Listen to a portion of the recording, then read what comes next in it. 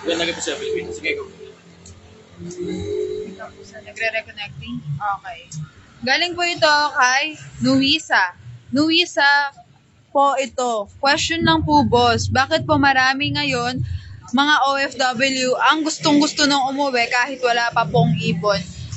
Dahil po ba nauubos ang pera sa kamag-anak at masama po bang magbigay ng pera sa kamag-anak, boss? Isa sa mga dahilan yun. Pero isa rin sa mga dahilan yung magpapasko. Hindi kasi masaya magpasko sa ibang bansa pag di mo kasama pamilya.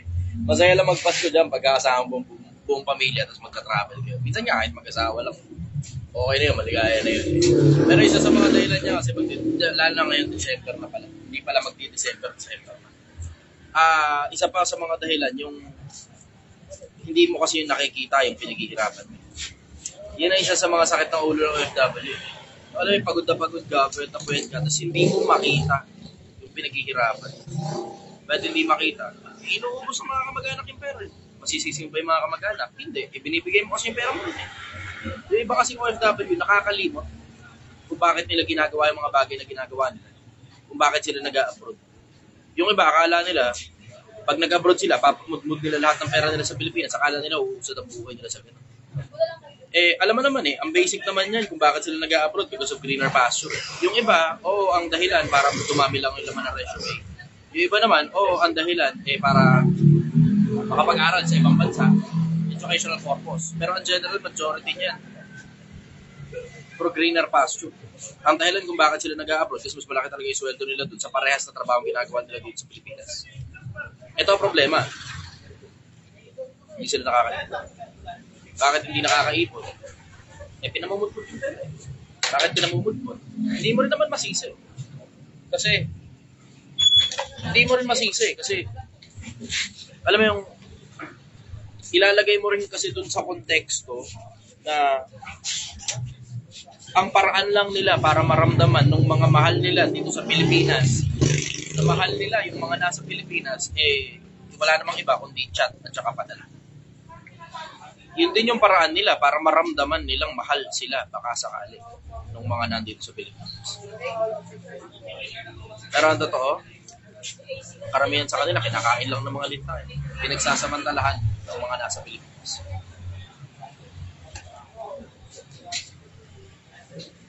Pag hindi mo nga naman kasi talaga nakikita yung pinaghihirapan mo, kasi makawalan ka talaga ng gana. Pag hindi mo nakikita yung pinaghihirapan mo, mawawalan ka ng gana. Lalo na, masama ron. Nakikita mo pa, kabaliktaran. Mas mapalapit sila sa'yo kasi nasusustento ka sa kanila. Lalo silang napapalayo kasi wala ka sa kanila. Ikaw man yung lumagay doon sa lagay ng OFW, gaganahan ka pa kaya. Masarap lang pakinggan yan. Lang, miserable buhay kapag ka-OFW ka, pag hindi mo kasama ang pamilya mo sa ibang bansa. Yung mga masaya lang naman dyan, yung mga nandun kasama yung buong pamilya nila. Yun lang ang masaya dun. Yun ang sabi ko. Kaya wag mo na masyadong malikot. Hindi, masyadong maliwanag. Ayoko tayo istorbo yung sa pagsasalita mo. Masyadong ang pangit ang tama ng ilaw sa'yo. Sana kasi inayos na muna yun bago magsimula yung ayos. Kasi kasama sa checklist yan Hindi ko alam kung bakit hindi mo na sila check yung checklist. Ulit-ulit tayo. Tanong po ni Alan Mirabuna, Idol, kasama ba sa Project 1M yung pagtigil mo sa paninigarilyo mo para maraming tao ang matuto? Matagal ko nang iniisip yung pagtigil sa paninigarilyo. Hinahanap ko na lang timing. Puta, siguro naman wala namang mas magandang timing kasi sa puta ka na muntika ka na mamatay. Hindi kasama sa plano yung muntika na ako mamatay. Kung di nyo napansin, nawalan ako ng preno, dalawa. Ang ilang yero, nakascooter ako, yung scooter na bulok, nakikita ninyo dala-dala ko lagi. Tapos, may dala akong 50 kilos ng karne. Tapos, paahon na ganyan. Malapit na ron sa ahon. Medyo mabagal na ako ng konti. Tapos, malapit na ron sa pababa. Puta, pag preno ko na gano'n sa kanan, sumirit yung brake fluid. Pag gano'n ko naman sa kaliwa, puta, napigtas yung preno sa likod. Tapos, wala akong preno. Swerte, paahon. Tapos, malapit na doon sa pababa. Ang ginawa ko, tumalon na lang ako ng motor, tapos hawak ko pa rin yung motor. Pigilan ko na lang paatras. Tinata ko paatras. Huminto. Pero kung nagkataon na medyo mabilis-bilis ako ron, swerte na nga lang kamo. Siguro mga 5-10 kilometers per hour na lang ang takbo ko nun. Pero mabilis pa rin Hindi ko mapigilan ng paa eh. Kaya nga kinailangan ko pang gumanon eh. Kasi hindi mapigilan ng paa ko eh. Yung parang preno ng bisikleta gamit ko yung tsinelas, hindi gumana eh. Hindi gumana. Eh may 50 kilos na karne, tapos plus yung bigat ko, plus yung bigat pa ng motor. Hindi kaya. Yung talon ako ngayon, tapos hawak-hawak ko yung motor, hinata ko na lang patras, napahinto. Pero kung nagkataon ng 20-30 kilometers per hour ako dun, putang ina mo, tiway. Kwento nyo na lang kung sino si Chester sa mga anak nyo. Giging kwento na lang. Hindi ko naman gusto hindi ko gusto madali ako ng gano'n ah. May iwi-iwi akong bisyo na hindi ko mapigilan kasi addict ako sa Yossi.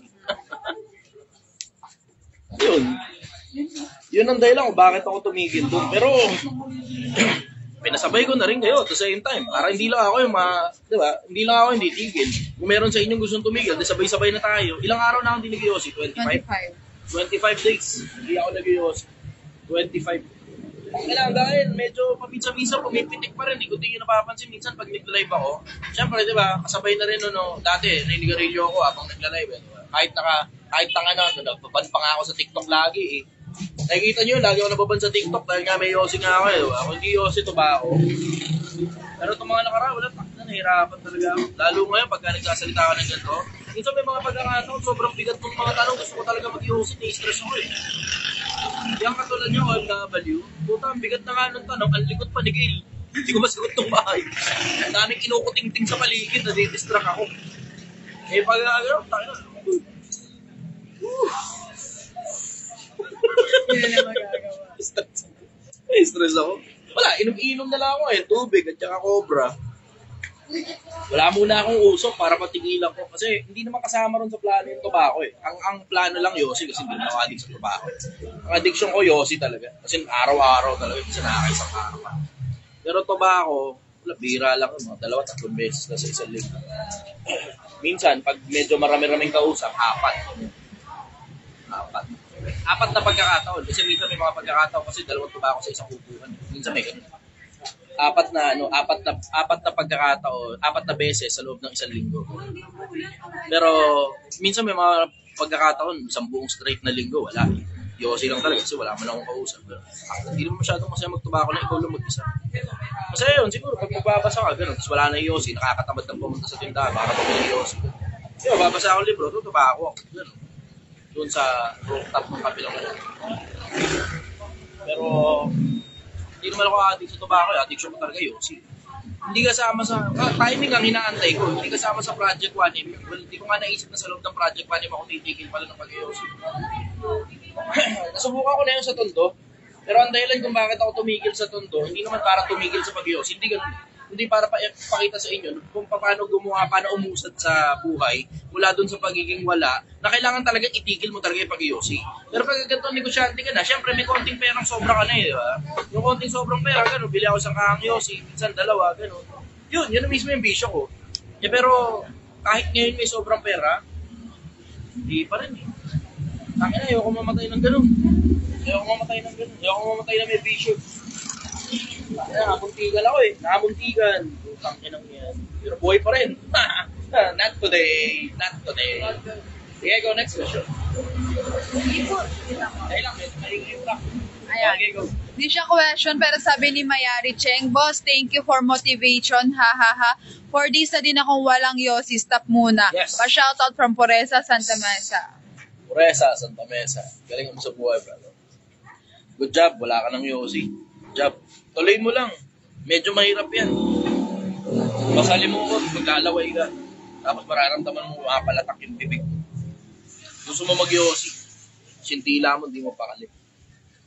Pero, tangina mawala ka sa akin. Pag naituloy-tuloy mo yan, sulit yan. Sulit yan. Yung dami ng perang matitipid mo, isabay mo na rin yung hindi ka magkakasakit so hindi ka mapapagastos para sa pagpapa-hospital pag nagkasakit ka. Pansin ko, nung tumigil ako ng pag-Yossi yan, medyo may lagnat ng bagya. May lagnat ng konti. Pero, ngayon, okay na ako. May paminsan-minsan ka, may pitik pa rin. Ito pa pala. Ito pa isang napansin ko sa sarili ko, mainit lagi ang ulo. Yun napansin ko.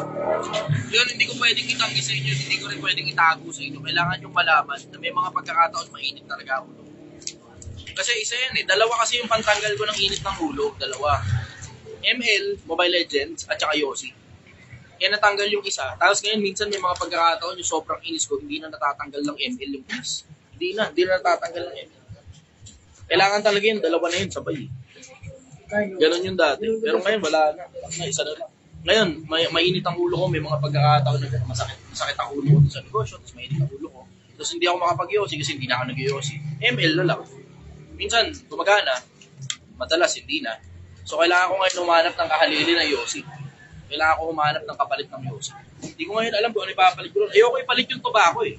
Kasi, sige, sabihin na natin hindi ako addict sa tobacco. Pero baka kasi ma-addict ako sa tobacco dahil yun yung kapalit ng Yossi, mahirap eh. Nicotine pa rin yun, parehas lang eh. Diba?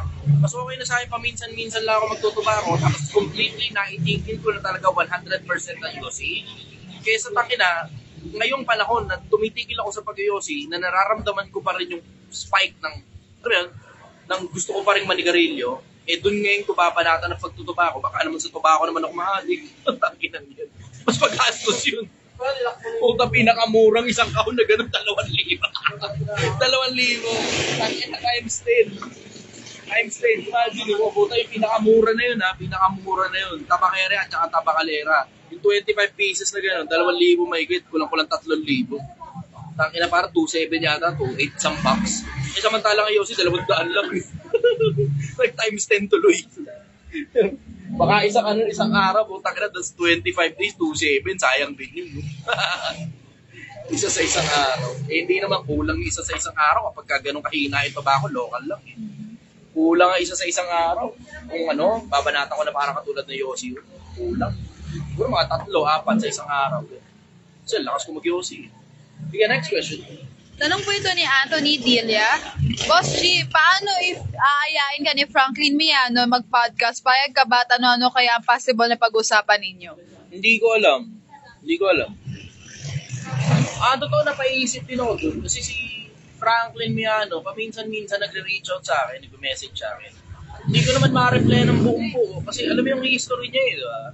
Nung nakaraan niya, kumain siya dito. Pumunta rito si Franklin Miano, kumain dito. Siyempre, I need to treat him as a customer. Professional. Hindi pwedeng para-parahin mo yung tao dahil pumunta sa'yo. Tapos kakain dito. Hindi naman ang purpose ng pagpunta niya dito, business purpose eh. Hindi, pagpunta niya rito, customer ko siya. Hindi yun parang nakikipag-transaction siya sa akin ang negosyo. So ngayon, I have to wear a different hat na ako ang alipin at siya ngayon ang boss. Bakit? Kasi customer eh. Di ba? So ngayon, ako ngayon yung magseservisyo sa kanya. Wala naman choice. Kasi alam ka namang hindi mo servisyoan, customer yun, lumalapit sa'yo. Di ba? Hindi naman nakikipag-transaction sa akin ng business transaction. Pero, alam mo yung may mga pagkakataon na parang, alam mo kasi yung history ng tao eh. May ganun eh. May ganun eh. Diba? Yung, alam niya na rin naman yun eh. Diba? Yung resume na peke. Diba? Yung MSB na nire-refund, hindi ma-refund. Diba? Hindi magkaintindihan. Paano ba ma-refund yung putang ng MSB na signahin up ng tao na hindi naman talaga umubra. Diba? Tulad doon, may mga kailangan pala gagamitin sa PC. Pero walang PC. Cellphone lang ang gamit. Nag-sign up doon. Pinapa-refund. Ayaw. O kung ano ba na nangyari, hindi ma-refund. Hindi magkaintindihan. Paano ba? Diba? Plus yung mga inilabas ni Makagago tungkol sa kanya na maraming iba't ibang mga issues. Hindi lang naman yun eh. Marami pang iba-iba pang mga issues eh. So ngayon, kung i-interviewin ako, hindi ako totoo ngayon, I haven't thought of it just yet. Hindi ko alam. Siguro kung magbabagong buhay siya, baka tumulong ako ron. Kasi yun, bakit tulong ka doon, bla bla. Ako rin naman si Raulo rin naman ako eh. Hindi nga lang, nakilala nyo na ako sa social media, nagbabagong buhay. Pero hindi nyo alam gano'n kasi Raulo ako, mas malala pa ako kaysa kay Franklin Miano minsan panahon. May mas malala ako dyan sa tao na yan. Yung tao na yan, pera lang ang diferensya niyan eh. Fraud lang ang diferensya niyan eh. Falsification of documents lang ang problema eh. Public document actually. Kasi lisensya rin eh. Di ba, pinapalsify din nila eh. Falsification of public documents lang ang mga problema niya, pag-atsa niya. Maliliit lang yung mga yan, mas malalaki yung sa akin. Tangina, mas malalaki yung sa akin, hindi nyo ko kilala Pilipinas. Kaya nga, dito lang ako sa internet yun, babagong buhay lang. Doon ako nagsimula, babagong buhay sa internet. Yun yung inabutan ninyo. Pero hindi nyo inabutan yung putang ina. Chester. Tangina Chester, ba't buhay ka pang hayop? Merong ganun eh. Merong ganun. Hindi nyo lang alam yun. Pero siguro kung magbabagong buhay siya, tapos mag-iiba siya ng hanap buhay, hindi na MSD. Tapos alam mo yung straight out, gusto niya na talagang magtino. Siguro baka tumulong ako ron sa tao para magpakatino siya kasi kailangan natin na maraming matitinong tao sa social media. Diba? Kung magbabagong buhay siya, ganun. Kasi marami naman na akong nakausap na mga siraulong taong influencer na gustong magbagong buhay. Kung di nyo napapansin, marami-rami na sumasabay. Hindi lang mga pribadong tao, pati yung ibang mga influencer sumasabay din. Siyempre, di mo naman malalahat, di ba? Pero may mga influencer talaga nagtitino na mula sa mga pagiging siraulo nila minsan pa naman. Ayoko nang may credit sa akin yun. Bakit? Sila tumatrabaho nun eh. Ako lang naman yung parang nag-credit siya eh. Diba? Umilaw. Pero sila nagtutuloy nun. Hindi ko kay credit sa sarili ko yung kahit kailan. Sila yung nag-isip na magbagong buhay. Tapos yun, in contact sila sa akin, tapos nakikipagkwentuhan sa akin, gano'n, bla bla, etc. May mga iba ring influencer, tumigil din sa pag-yosi, hindi lang nila sinasabi na galing sa akin, at hindi ko naman na gusto i-credit pa sa akin yun. Gusto kong sila na mag-credit dun sa sarili nila. Kasi effort nila yun eh. Sabi sila nagtitiis, sila nagbabagong buhay. Diba? Alam ka naman i-credit pa sa akin yung paghihirap nila. Diba? May mga influencer na sumasabay dito kung di nyo napapansin Pilipinas. Merong mga influencer na sumasabay dito na yung mga matitino, nananatiling matino. Yung mga siraulo, nagbabago. So kung i-interviewin, siguro kung magbabagong buhay si Franklin, yan. Tutulong ako dun. Kung magbabagong buhay siya. Doon lang yung panahon, yun lang yung panahon para magpa-interview ako sa kanya. Kung magbabagong buhay siya. Yun lang yun. Kasi, in case hindi nyo alam, matagal na panahon nang nag-message si Franklin Miano sa akin. Tungkol sa interview nga daw. Matagal na kasi simula ko pa lang sa social media, nag-message siya sa akin tungkol sa interview niya. Hindi pa mabaho pangalan niya. Kilala pa lang siya sa MSB. MSB pa lang pagkakakilala sa kanya. Hindi pa nagsisimula yun. Doon nagsimula yung downfall nun. Nagkapatong-patong. Yung tawag ito? Hoy Landlord. Doon nagsimula yun doon sa Hoy Landlord. Tapos doon na, nagkapatong-patong na. Tapos napansin ng mga tao, parang may balik. Kasi ako rin napansin ko rin eh. Kung ano yung napansin nyo, yun din yung napansin ko. Hindi naman ako magsisinungaling sa inyo, di ba? Kahit kakilala ko pa personal yung tao, di kita pagsisinungaling ang Pilipinas, alam mo yan. Kahit sumama sa akin, ayos na sa akin. Ayos lang.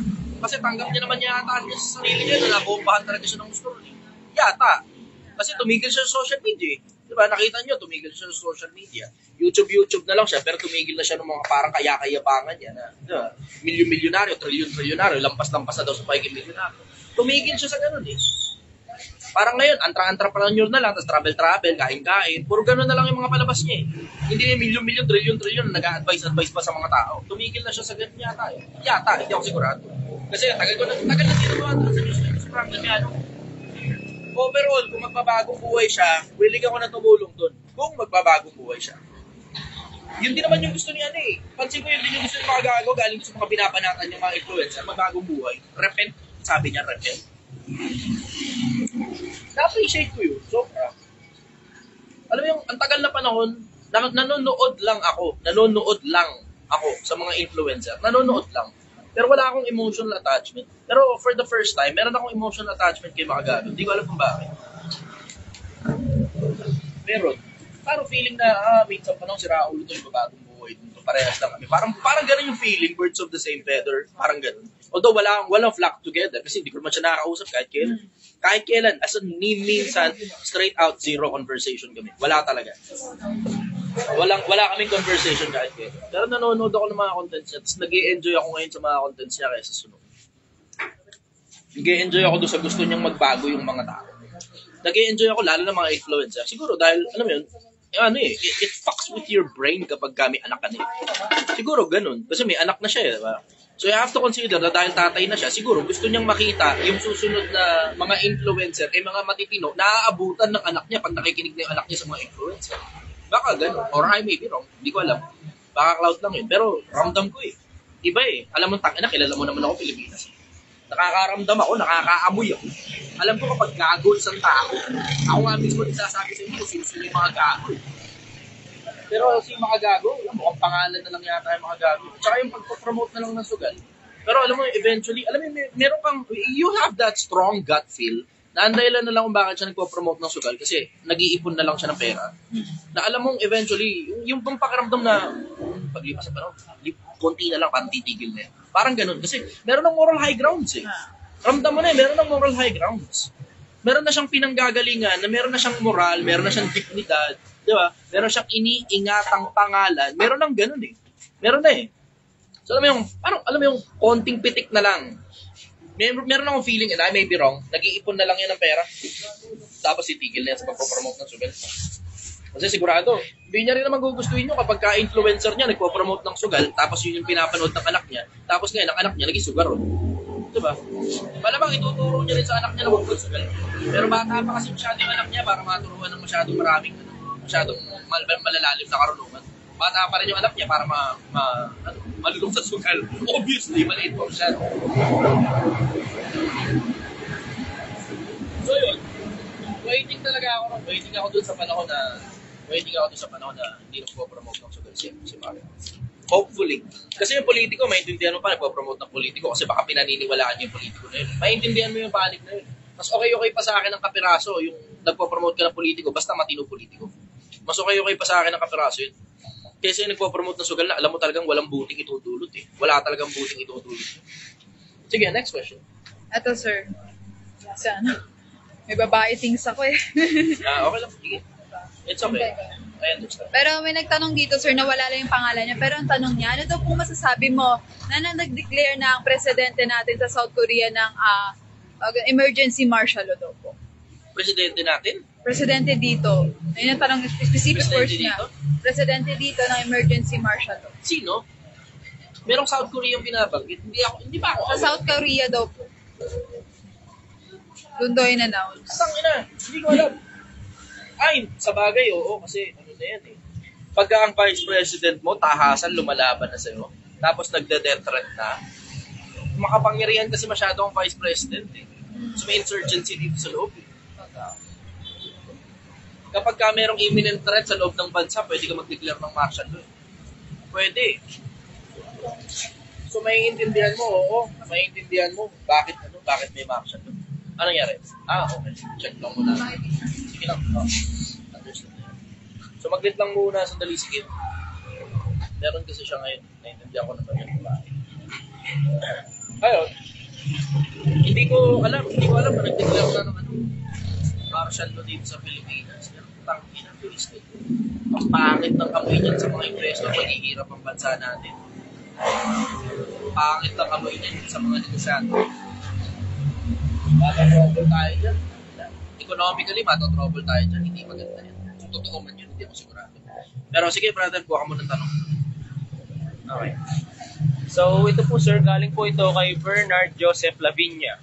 Sir, sobrang dami ko na po informasyon na natutunan. Paano ko po ba magagawa i-apply ang lahat ng iyon? Kasi sa madalas, ang habits ko ay mag-aral at matuto, pero kinukulang sa aksyon. Kilusan mo na, pambira ka. Ito banata mo, planuhin mo na agad, tapos huwag masyadong organize ang plano. Kasi ako, ganun ako pag nagpaplano, hindi sobrang organize ng plano. Bakit hindi sobrang organize? Kasi ang daming surrounding circumstances. Diba? Na may mga pagkakataon, may mga pagkakataon, sinusobrahan ko yung pag-organize. Sa siniisip ko yung mga bagay na pwedeng mangyaring mga scenarios, hindi rin naman gumagana. Bakit hindi gumagana? Hindi dahil hindi ako magaling ng plano, kundi dahil ang daming nga kasing surrounding circumstances, ang daming pwedeng mangyari. Ako, unahin mo na muna yung pinakadulo. Ano ba yung pinakadulo? Tapos ilagay mo yung mata mo sa dulo, tumingin ka ngayon pabalik sa kung nasaan ka ngayon, tapos kung saan ngayon yung pinakamalapit na daan na matino at maayos, doon ka ngayon dumaan. Tapos kilusan mo na kagad. Bukas na kagad. Hello. Ako na, parang.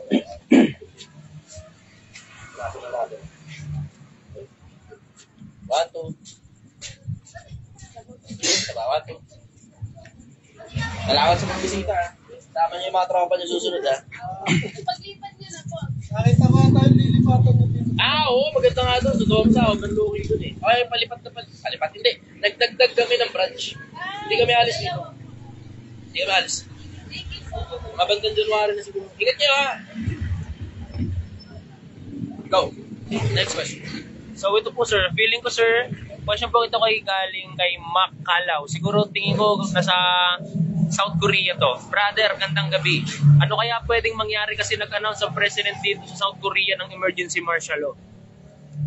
Business as usual. Wala naman eh. Nothing out of the usual. Ang mangyayari lang dyan, maghihigpit ng bagya. Kalawat kanan syempre ang mga checkpoint kasi yun naman talaga ever since ang nangyari. Diba? Pero other than that, puro mga problemang gobyerno yan. Baka magkaroon din ng problema ang mga negosyo kasi obviously, ang mga tao matatakot lumabas ng bahay, matatakot pumunta sa mga negosyo. Ang mga negosyo naman matatakot maglabas ng pera para mag-invest sa mga negosyo nila. Yung mga investor galing sa ibang bansa, hindi rin masyado mag-i-invest sa Pilipinas. Kasi syempre, nagdadalawang isip dahil nga may insurgency, may declaration ng ganyan. Mukhang official na nga kasi dalawa na kayo nagtatanong sa akin eh.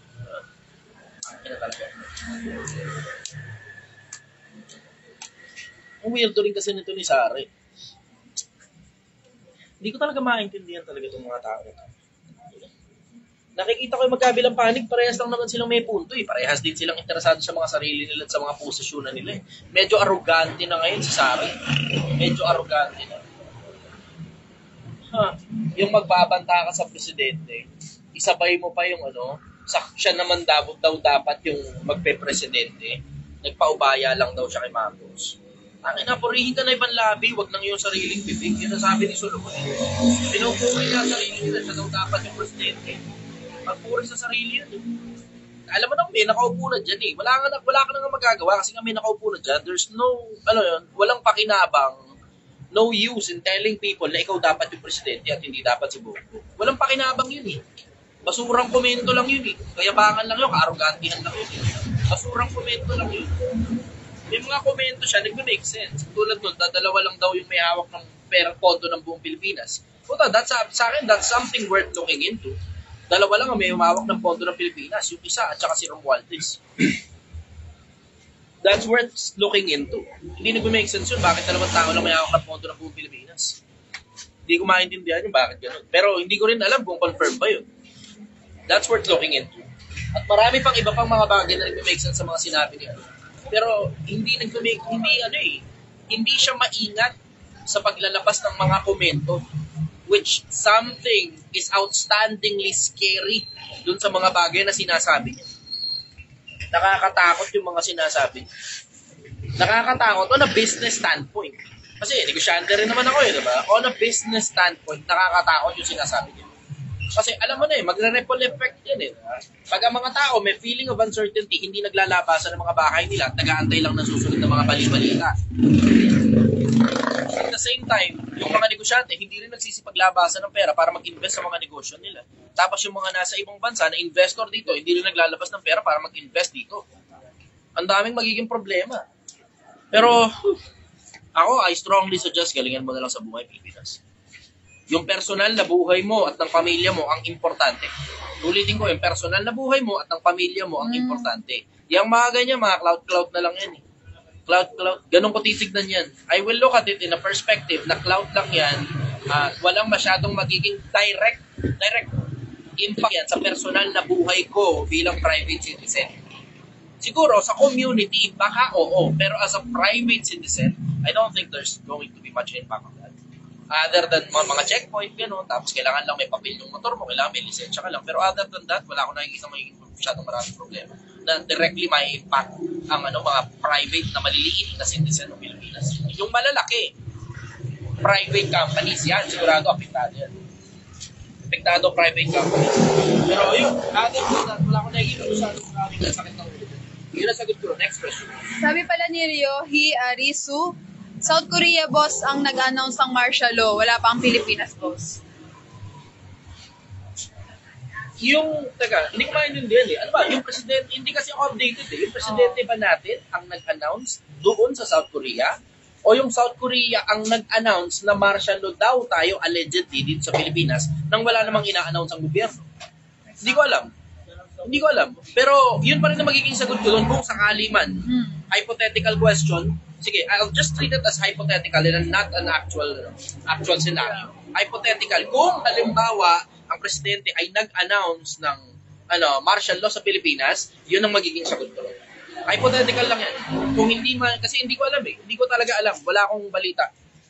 Hindi ko alam kung ang Korean government ba o ang Korean news ba ang nag-announce na martial law tayo sa Pilipinas o pumunta ba doon ang presidente natin para doon mag-announce sa South Korea. Hindi ko alam kung ano involvement ng South Korea dyan. Yun ang sagot ko. Next question. Ayan, tanong po ito ni Ryan Roque. Sino ang pumatay kay Ninoy? Hindi ko alam. Alam mo, weirdo sa akin yun na dalawa yung nagdaang presidente na parehas kamag-anak na malapit nearest of kin ni Ninoy. Pero hindi nila sinasabi kung sino ang pumatay kay Ninoy. Totoo. Tatanungin mo ako, syempre, I will only talk about conspiracy theories. Bakit? Wala naman kasing official dyan eh. Totoo. Wala official statement dyan eh. Na meron official statement, pero alam mo namang hindi halos mapapagkatiwala ang official statement kung sino yung pumatay. Kasi parang may balita nga ako na yung allegedly pumatay gunman, kung hindi ako nagkakamali, kaya Ninoy yata na gunman yun, parang pinalaya daw kasi wala daw siyang kasalanan paglipas ng panahon. Hindi ko maalala kung si Ninoy ba yung pinatay ng gunman yun, pero meron ganung kwento ng gunman na mahabang panahon nakakulong. Tapos, hindi naman pala siya yung pumatay. Merong ganun, allegedly. Ito sir, nag-comment. Anthony Robles Elviret, South Korea ang nag-announce preparation sa North Korea. Ang South... Teka, ano kinalaman ni... Ano dyan? Baka mali lang yung paano niya ng hanay niya ng Sa South Korea, ang nag-ano ng emergency martial law may martial law doon sa lugar nila. sa lugar nila. Oo. So wala kinalaman sa Pilipinas. Walang kanalaman. So, kasi meron kasi tayong trouble eh. May friction yung dalawang presidente at saka vice president natin. Dalawang malaking politiko eh. Yung pinakamalaking politiko pa may friction sa atin sa Pilipinas. Overall, pakiramdam ko, ito diretso. Hindi tayo maapektuhan yan. Hindi tayo maapektuhan as private citizens. Pero private company, merong possibility. Lalo na yung mga bagay na inaangkat natin, katulad ng mga makeup, galing ng South Korea, magtataas ang presyo niyan. Tapos mas medyo mahihirapan ng konti ang pagpunta natin dun sa bansa na yun. Maapektuhan yan on a large scale. Pero sa ating mga ordinaryong taong bayan, maliban na lang siguro mahilig kang bumili ng mga pangkiskis ng mukha o ng kahit na anong goods galing South Korea, doon lang medyo mag-delay lang ng bahagya yan. Konti lang siguro.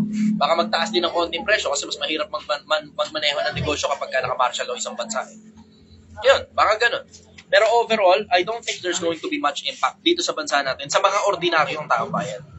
Ngayon, tungkol sa North Korea at saka South Korea, hindi naman nakataka-taka yan kasi they have always been at war for the longest time. Matagal na yan eh. Matagal na silang at war dyan. Kaya yung preparation daw, kasi hindi nakataka yun. Kasi nakasulat naman sa Quran yan at saka sa Biblia. Parehas naman nakasulat yan. There will be wars, rumors of wars. Diba? Maririnig mo na yan eh. At mukhang magkakasunod-sunod pa yan sa mga susunod na panahon kasi hindi lang naman South Korea may balita na ganyan. Marami pang iba pang mga bansa na may conflict sa kabilang bansa. So merong malaking possibility na mag-martial law rin. Yung maraming iba't ibang mga bansa tungkol sa kabilang mga bansa na mga kalaban nila. Eventually, hindi malabo yan. Eventually, that will happen. Bakit? Kasi tapos na tayo masyado sa good times. Masyado ng good times. Kung hindi nyo napapansin, mula lumitaw ang internet, nasobrahan na sa good times sa mga tao. At pag nasosobrahan ng good times, laging ang nangyayari, nagkakaroon ng uprise of emotion, nagkakaroon ng kung tawagin na upset in emotion, umaangat ang emosyon. Tapos pag umaangat ang emosyon, alam mo na kasunod nun, magsasagapakan talaga yan. Pagkatapos ng sagapakan, pagkatapos ngayon na mailabas ang mga emosyon, huhupa ngayon ng emosyon. Yun na ngayon yung tough times kung tawagin. Tough times. Tapos, yun nga yung sinasabi ng iba sa internet, di ba? Narinig nyo naman na maraming ulit yun. Yung good times create weak men. Weak men create bad times. Tapos, bad times create strong men. Strong men create good times. Tapos, good times create weak men. Ayan, narinig nyo na maraming ulit sa internet yan. Narinig nyo na maraming ulit sa internet yan. Masyado na tayong good times dahil nga sa internet. Tapos, ang tagal na rin mula nung huling World War. Di ba? Yung huling World War, 1940 pa eh. Sige, next question. Tanong naman po ito galing kay Jess Arminion. Idol, anong payo mo po sa mga magpapatawad o pakikipagsundo? Magpatawad ka, pero limitahan mo yung damage na possibly pwedeng magawa sa'yo nung parehas na tao na yun. Kasi isipin mo yung konsepto na, okay, sige, nagpatawad ka. Diba? Ano ginawa? Nagnakaw sa'yo. Papapasukan mo uli sa bahay mo, tapos ikakalat mo uli yung pera mo sa sala para katulad ng ginawa mo nung una. Ganun yung konsepto. Limitahan mo na yung magagawa. Hanggang sa maubos ngayon yung pwedeng gawin. Tapos doon mo na ngayon kakat yung tao. Pero nakadepende pa rin yan. Tsaka ganun. Matuto kayong tumimbang. Risk versus reward ratio. Risk versus reward. Magpapatawad ka, pero hindi ang ibig sabihin ng pagpapatawad. Give it short and sweet. Okay. KISS. Next question. Tanong naman po ito galing kay Anthony Dilla ulit. Boss, naniniwala ka ba na si Ferdinand Marcos Sr. ang pinakamalakas na presidente sa Pilipinas ay sinira ng media noon para gumanda ang pangalan ng mga Aquino? Lagi naman talagang ganun eh. Sa akin, it doesn't matter na kung, it doesn't matter na kung sino ang pinakamalakas sa presidente. Ang bottom line, simple. Ang media nababayaran. Kung sino may pinakamahal na bayad sa media, yun ngayon ang pinakikinggan ng media. Yun din yung sinasabi ng media. Ayan, syempre, unconfirmed news. Hindi naman nila aaminin na bayad sila eh. Di ba? Pero alam mo na, for the longest time, ang media talaga ever since nababayaran. Ang hindi ko lang talaga maintindihan doon, hindi mainstream media ang dumali kay Marcos doon. Sigurado ako ron. Bakit? Kasi alam ni Marcos kung paano tumatakbo kapangyarihan. At ang pinakauna na pinakikialaman pagdating sa usaping diktadorya ang media. If you control the news, you control the information that is getting to the people. You control the news, you control the information being digested by the minds of the people. Yun eh. Pagka, merong isang series niyan sa Netflix, yung How to be a Dictator. Kung gusto mong maging diktadorya, napapakinabangan mo rin yun sa sarili mong kumpanya kung negosyante ka, I highly suggest that. Sabihin mo, twisted yun. Oo, twisted. Pero kunin mo lang yung mga bagay na mapapakinabangan mo. Siyempre, tapon mo na yung sobrang twisted. Diba? Meron pa doon, magpapapatay ng mga kalaban. Kasama yun doon eh. Oo, kasi nasa 48 laws of power din naman yun eh. Nasa 48 laws of power din yun. Hindi yung specific na pagpapatay ng kalaban. Hindi ganun. Pero ang nakasulat sa 48 laws of power, always create a looming essence of fear. Always create a looming essence of fear. Dapat, ang mga tao sa paligid mo, mayroong kaba pag nandiyan ka na. At ramdam yan ng ibang mga tao. Dito lang ako medyo bumababaer eh. Dito lang medyo bumababa na kaperaso yung parang yung pakiramdam ng mga tao na parang approachable ako. Dito lang yan mararamdaman. Pero in general, sa lahat ng mga lugar na pinupuntahan ko, hindi ganyan.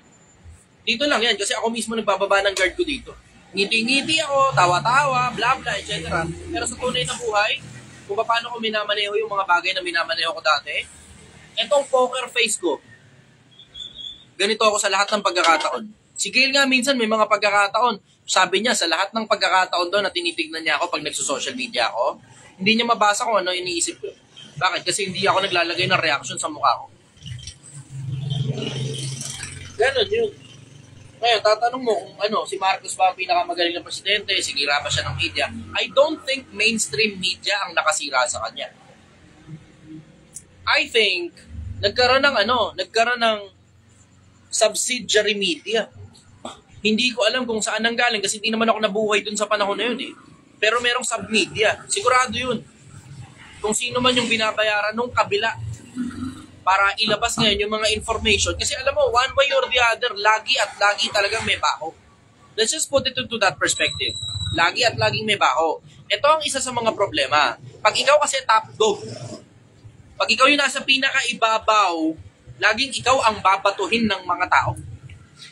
Laging ikaw ang babatuhin ng mga tao. Hindi pa kayo nagtataka kung bakit wala akong masyadong bash na nakukuha galing sa mga tao in general? Hindi kayo nagtataka? Kasi, kung hindi nyo napapansin, hindi rin naman kasi ako nagpapaka-top dog. Kung hindi nyo napapansin, ang pinakamarami ko na followers sa isang page, 600,000 lang. 600,000 lang. Tapos, kung hindi nyo napapansin, natatagtad ng violation.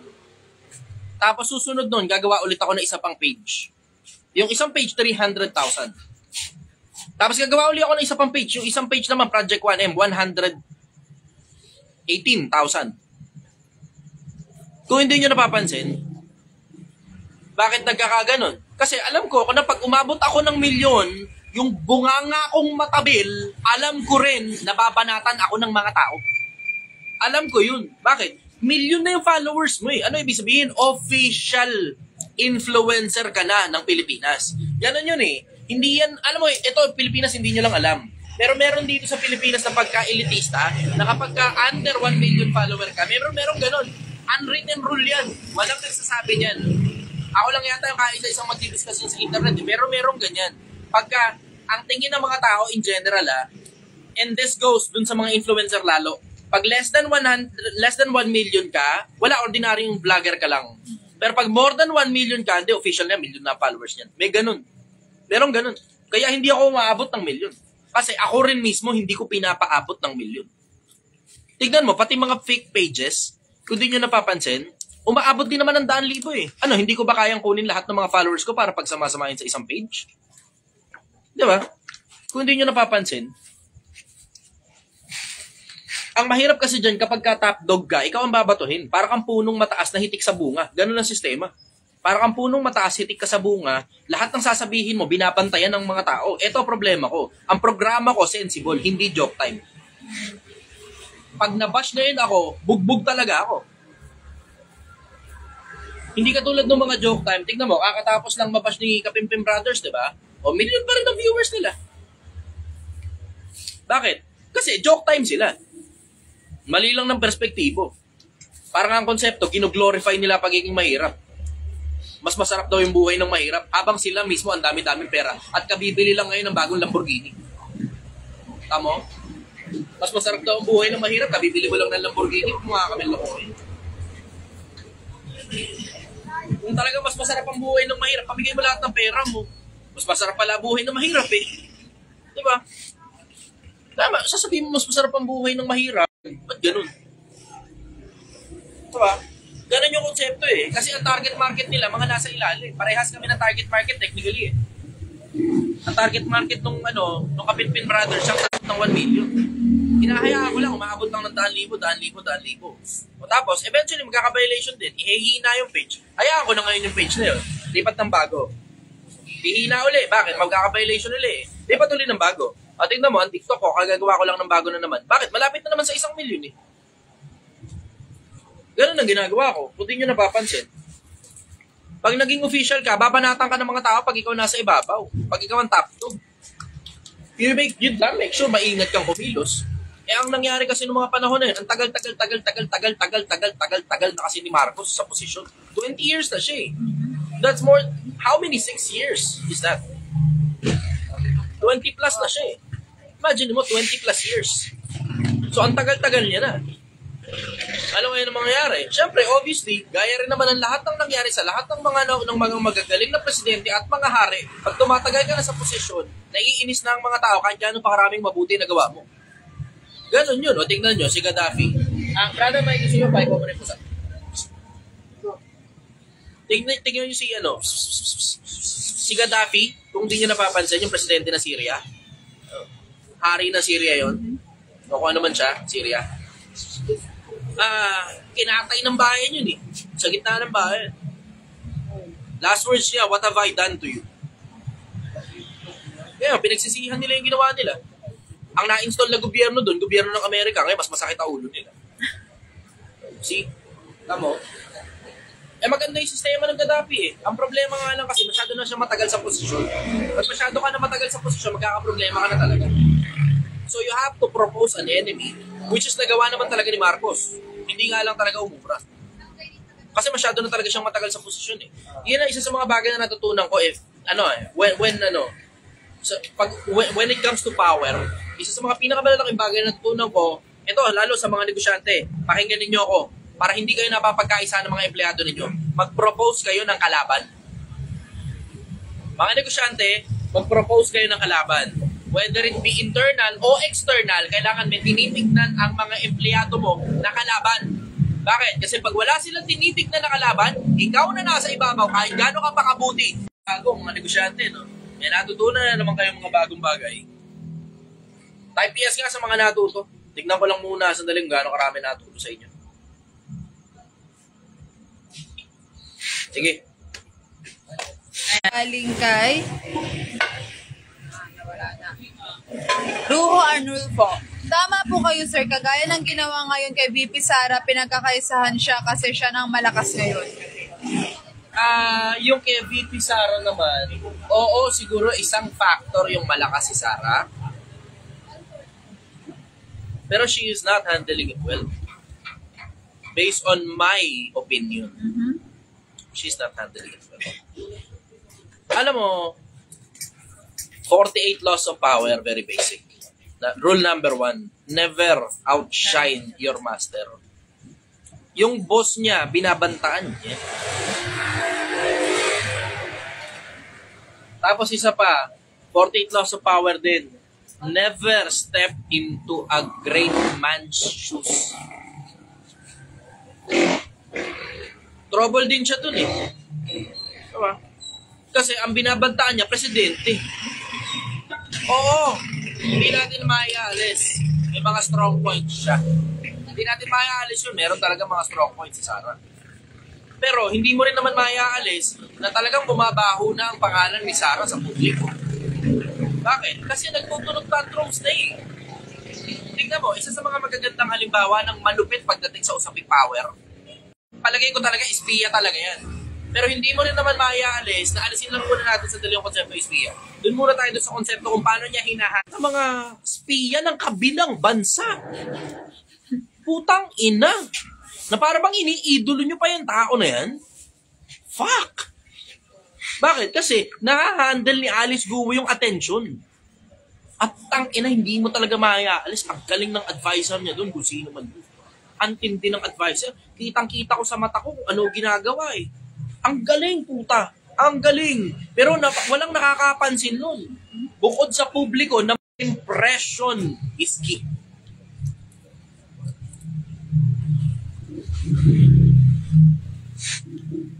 Sige. Doon muna ako tungkol sa politika. Ibang bagay naman.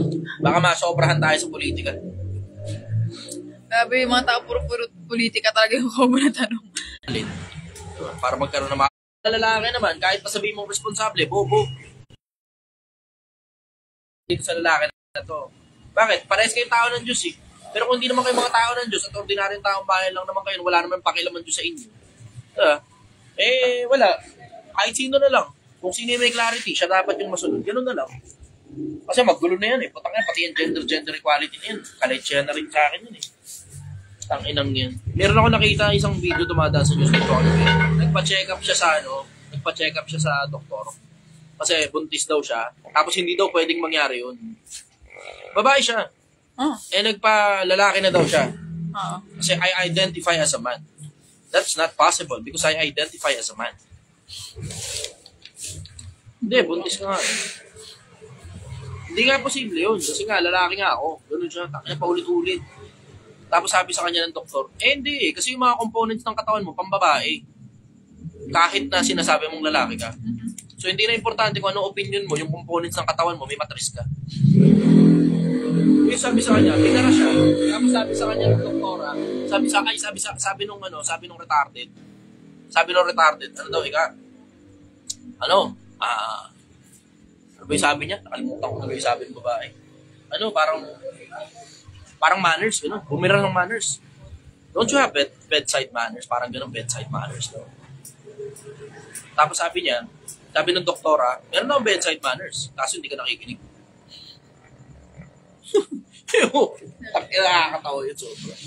Nandun na tayo sa ganung level ng ka-stupidohan. Dahil lang naniniwala kang lalaki ka, akala mo di ka na mabubuntis. Nakipagkantutan ka sa lalaki rin eh.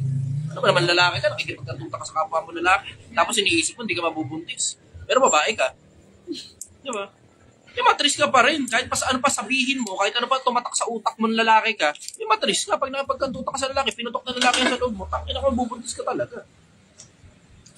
Kahit ano pa sabihin mo, hindi importante yung sasabihin mo, yung biology mo, hindi nagtutugma sa mga bagay na sinasabi mo. So yun. Next question. Tanong po ni Jonas Alex Prado II. Good evening po sir, saan po ulit yung spot ninyo para makakain naman kami ng sinigang? Salamat po, ingat po palagi. Andito po kami sa Mahabang Parang, Barangay Hall, ang Honorizal. Mahabang Parang, Barangay Hall, ang Honorizal. Andito kami mula alas 6 ng umaga hanggang alas 6 ng gabi hanggang alas 3 ng madaling araw, Lunes hanggang Linggo. Wala kaming day off. Sila lang. Feeling ko, kailangan ko talaga mag-day off. Napapagod na ako. Hindi hindi ito pagod ng katawan. Hindi, pagod ng isip, pagod ng puso. Yung alam mo, retired na ako, gano'n na. Pahinga na, relax na lang. Tapos ngayon, biglang nasa kalsada ako, nagtitinda ako. Papagod yung isip ko, papagod yung puso ko. Nababurnout na ako. Tapos, sumabay pa yung pagtanggal ng yosi. Sumabay pa yung marami pang iba-ibang mga maliliit na problemang inis. Sumabay pa yung mga iba-ibang mga malalaking problemang personal. Nababurnout na ako. Nababurnout na ako. Sige, next question. Tanong po ito ni James Christian Torre Sensal. Hi po, ano po masasabi niyo tungkol sa kaganidan ng Meralco? Di po ba dapat hawak ng gobyerno ang basic utilities ng bansa? Binenta ng binenta ng Ori. Pinatake over sa private entity. Hindi naman dapat private entity yan. Takina, utility yan Utility yan Dapat ang kuryente, ang tubig, gobyerno talaga may hawak. Bakit ba ibigay mo sa private corporation yan? Hindi sila kumita ng gusto, tapos nakadepende sa kanila kung ano yung presyo nila dyan. Mali na. Balita ko, tayo daw may pinakamahal na kuryente sa buong Southeast Asia. Mahal pa kuryente natin kaysa Singapore. Putang ina. Ang tindi.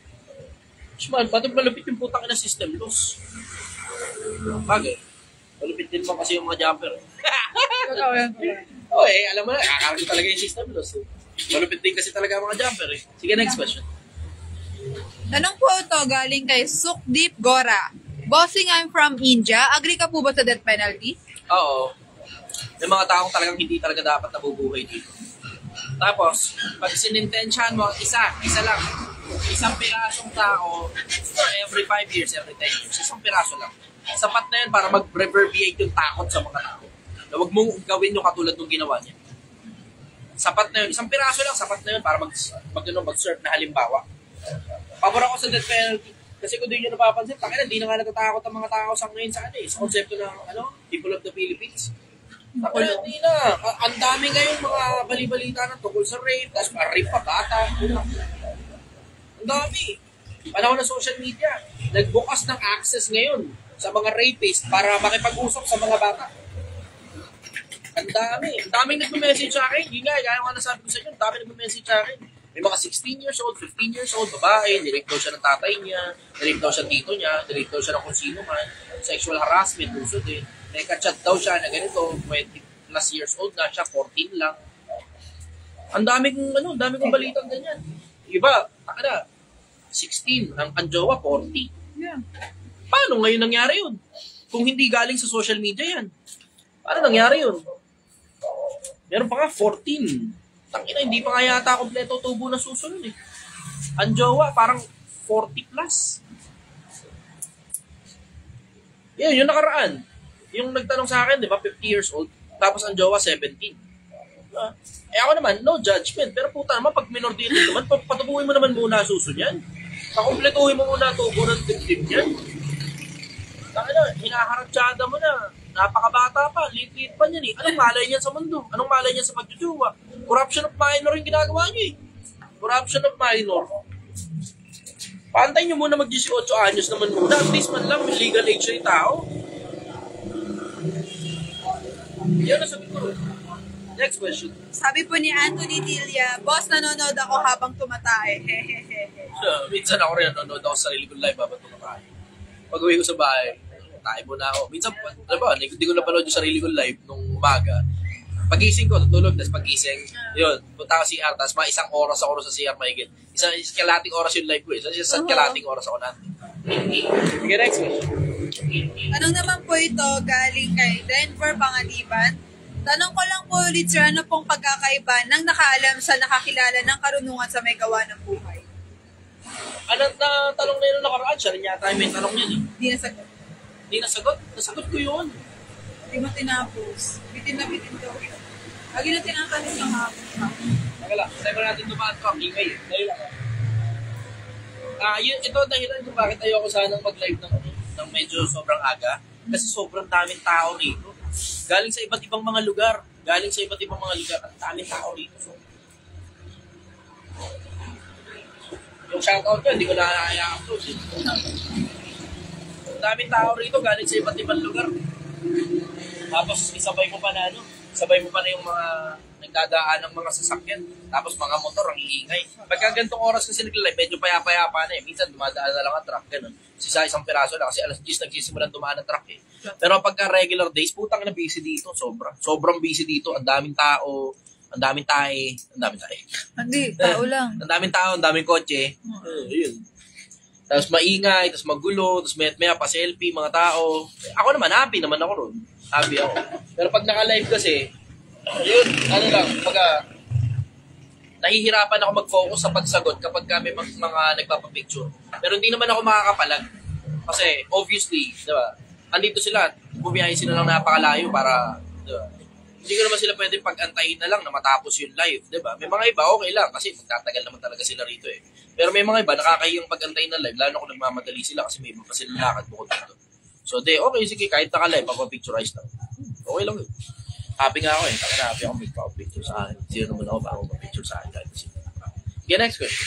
Yun, yung pala tungkol doon. Ano sabi? Ang tanong niya po is, tanong ko lang po ulit anong pinagkaiba ng nakaalam sa nakakilala ng karunungan sa may gawa ng buhay. Uulitin ko ulit yung sagot ko. Yung nakaalam, hindi yan present progressive.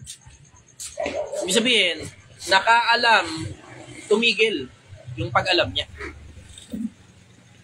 Nakaalam. Diba? Magkaiba yung nakaalam sa nakakaalam. Magkaiba yun. Kung ang tanong mo, nakaalam, maaaring alin sa dalawa yan.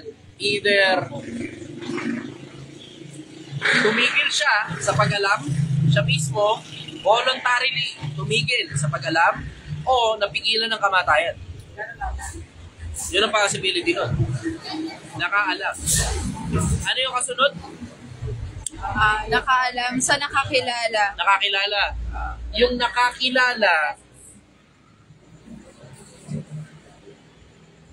nakakilala kasi intro yan. Yung nakaalam, maaaring progressive for a certain amount of time, pero it stop. Pero yung nakakilala, introduction lagi ang nakakilala eh. Introduction, laging simula ang nakakilala. Pero it still stop. Kasi magkaiba yung nakakilala sa nakakakilala.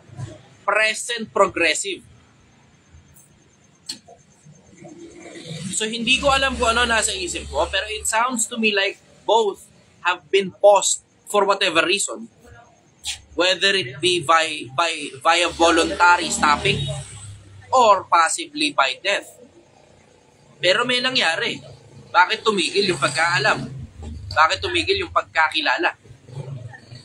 Kasi nakaalam, nakakilala. Hindi nakakaalam, nakakakilala. Present progressive yun. Yun ang sagot ko. Next question. Ayan. Pero kung ang tanong mo, sige, kunyari na lang, kunin ko na lang sa konteksto ng tanong, na base sa hinuha ko, at base sa assumption ko, so i-assume ko kunyari, na ang ibig mo sabihin ay present progressive. Diba? Yung nakakaalam, present progressive, consistent yung pag-alam niya. Na dun sa pagkaalam niya, dun na rin siya nakakakilala. Kasi, tinan mo halimbawa, certain topic tayo. Driving. Halimbawa lang driving. Magkaiba yung nakakilala ng driver sa nakakaalam kung paano magmaneho. Ganun yung konsepto. So ano ibig sabihin? Yung nakakakilala, present progressive, regular siyang may mga bagang bagay na nakikilala. Possibly ideas na mga bagong bagay na nakakasalunga niya versus yung kabilang panig na ang sabi nakakaalam, kung yun man ang ibig mo sabihin, nakakaalam ang ibig sabihin nun, present progressive palalim. So, yung nakakaalam, palalim. Yung nakakakilala, palawak. Yun ang sagot ko. Next question. Tanong po ito ni Amante. Boss G, asan po si Bungo? Mimiss na namin. Eto, nandito. Pakita mo nga. Oh, ayan. Kita niya? May pahabol siyang tanong, isasama niyo po ba yan siya sa bagong pwesto niyo? Di pa naman kami alis dito eh. Dalawang branch na to mangyayari. May branch na kami. May branch na. Ulitin ko may branch na kami. Yung iba, nag-aantay yata doon sa bagong branch kaya di pupunta rito. Andito lang kami at magsasalit-salitan ako sa dalawa. Minsan nandun ako, minsan nandito ako, minsan nandun ako, minsan nandito ako. Pag wala ako doon, nandito ako. Pag wala ako dito, nasa barangay ako tumatay. Totoo yan. Sige, next question. Totoo yan. Tanong naman po ito ni masyadong mahaba, Remon Amigos Marag. Magandang umaga po, brother. Hindi po natin alam ang eksaktong lawak ng universo at hindi rin natin alam ang eksaktong alam kung gaano karaming nilikha ang may likha na hindi kayang alamin ng kakayahang meron tayo. Bilang opinion nyo po, masasabi nyo po ba na tayong mga tao ang pinakamahalagang nilikha ng Diyos? Salamat po sa pagsagot. Dito sa mundo, oo. Pero sa buong universo, I wouldn't know. Hindi ko naman alam kung may iba pa talagang nilalang sa ibang sa ibang parte ng universo eh. Basta ang alam ko, may mga kerubin, may mga serapin, na mga anghel, meron ding 24 na matatanda, tapos 4 na nilalang na buhay, at maraming iba't iba pang mga bagay na nag-exist sa langit. Pero dito sa buong universo, hindi ako sigurado. Hindi ako sigurado. Kasi ang lawak masyado ng universo eh. Yung parang alam mo yun, nakakapagtaka na tayo lang talaga yung nandito, tapos hindi natin makita iba. Tapos ang malupit niyan, may mga nakikita tayo every now and then na mga hindi nyo napapansin, every now and then, meron tayong mga wave signals na natatanggap galing sa iba't ibang direksyon. Direksyon ha, hindi specific na galing sa planeta, pero direksyon. So galing sa kung saan lang direksyon, may nasagap tayo na signal wave. Tapos yung signal wave na yon, mukhang, it sounds like parang ang tunog galing sa buhay na nilalang. Pero hindi natin alam hindi natin sigurado kung ganito kalawak meron bang iba o wala. Kasi wala pa rin tayong makitang wala pa rin tayong makitang sa mga Goldilocks zone, hanggang ngayon wala pa rin tayong makitang Kasi alam mo, ito medyo boring lang to ng konti Boring lang to ng konti. Ang paraan nila para malaman kung meron bang buhay doon sa isang planeta na possibly nasa loob ng Goldilocks zone, ang paraan nila para makita kung meron bang buhay doon, yung ilaw. So, pag yung ilaw, nakikita nyo, diba? So, may ilaw na ganyan, diba? So, ito yung, nasisinagan ngayon nung between, diba? Tapos, pag nakikita mo nag-flicker yung ilaw, merong mga, tawag dito, space trash, parang gano'n. Space trash. Tapos, tinitignan din nila kung may sariling ilaw ba yung mismong planeta. Pag nandito ka tumingin, nandito yung star, nandito yung planeta, dito ka tumingin banda, makikita mo kung may artificial light. Ganun nila binabanatan, tapos tinitignan nila kung may mga possibly space trash ba. Ganun nila tinitignan. Kung nag-flicker ba yung planeta, kasi hindi dapat nag-flicker ang planeta. Hindi dapat nag-flicker ang planeta. Pag lumayo ka sa taas o may telescope ka, pag nakita mo yung Mars, pag nakita mo yung Venus, yung Jupiter, pag nakita mo yung mga planeta na hindi nag-flicker yan. So, hindi dapat nag-flicker ang planeta. Maliban na lang kung may mga space trash. Nahaharangan yung ilaw. Nahaharangan. Possibly satellites. Possibly artificial satellites. Diba? Pero hindi ko pa rin alam Hanggang ngayon, wala pa rin ako makita kasi wala pa rin sila kinukonclude hanggang ngayon Yung iba nga, may sinasabi, nasa ilalim daw ng dagat yung mga alien May nakikita akong ganun. Yung iba naman, nasa ibang dimension. Ano yun? May sinabi. Konektado sa sinabi mo.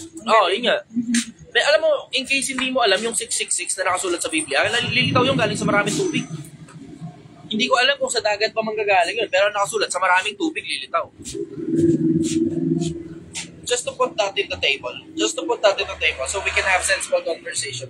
Sige, next question. Ito yung sinasabi niya, Richmond Ganyas, government sa US, nagda-debate na sila ng UFO daw is galing daw talaga sa ilalim ng dagat.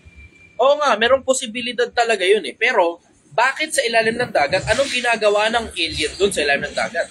Kasi you have to put common sense. Anong gagawin ng alien sa ilalim ng dagat? Magtatago ba sila doon? Pero merong isang malaking lake sa Russia na marami masyadong anomaly. Tapos yun yung isa sa mga tinitignan nilang possible. Kasi coming from space, tinignan nila yon. May mga bilog dun sa ilalim. So nababalot ng yelo. May mga bilog sa ilalim. Dalawa, malalaki.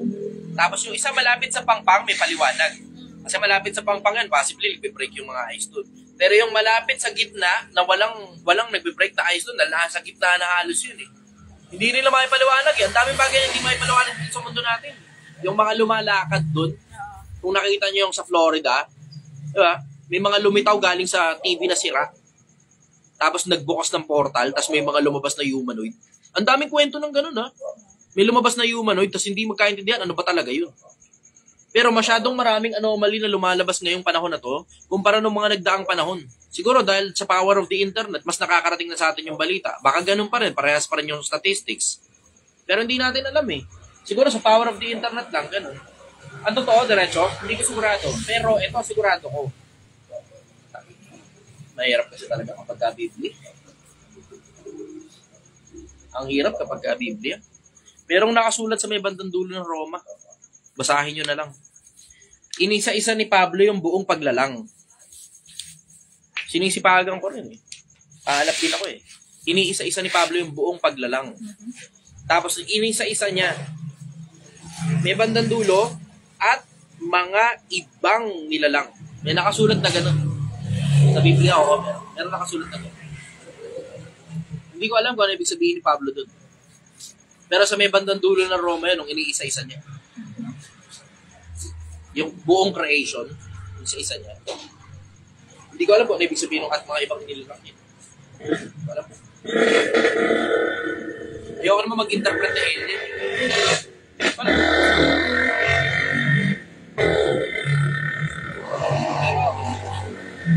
Sa mga bagay na nangyayari ngayon, alam mo, may mga rules of the universe eh. Ang isa sa mga rules of the universe, yung rules of three, kung alam niyo.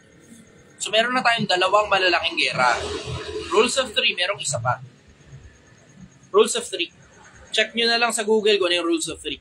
Pero ang daming pagkakataon na pinakinabangan ko yan sa physical realm. Pati sa stocks, pati sa forex, napapakinabangan niya rules of three. Rules of chaos yan eh. Rules of chaos. Hindi ko nga maintindihan kung bakit gano'n eh. Yung chaos may rules. Yung controlled chaos, maintindihan mo kasi controlled environment ang pinanggagalingan ng controlled chaos eh. Pero yung rules ng universe, kasama dyan pati chaos. Kung nagtsatsaga lang kayo magbasa, puta, magtataka ka, paano nagkaroon ng order ang chaos? May order yung chaos, so rules of three. At maraming iba't iba pang rules na nasa loob mismo ng chaos. Kahit chaos, meron pa rin rules. Weirdo nga eh, weirdo. Hindi ko rin maintindihan paano nangyayari yun eh. Pero yan yung mga bagay na masarap magkwentuhan sa panahong nandun ba ako tayo kapag nawala na sa akin yung konsepto ng pag-iwas. Sige, next question. Tanong naman po ito galing kay Hanso Ameno Patino. Question, brother. Usog lang ako. Ipusa sa lap ko eh. Ano pong ba ang kwento ng tatlong magigiding at malalakas na kawal ni Haring David? Hindi ko alam. Hindi ko maalala. Diretso, hindi ko maalala. Assignment na lang yun sa akin. I-ano mo yung screenshot mo yan. Mo sa akin. Hindi ko maalala. Hahanapin ko yun. Sige, go next question. Anong naman po ito ni Ramon?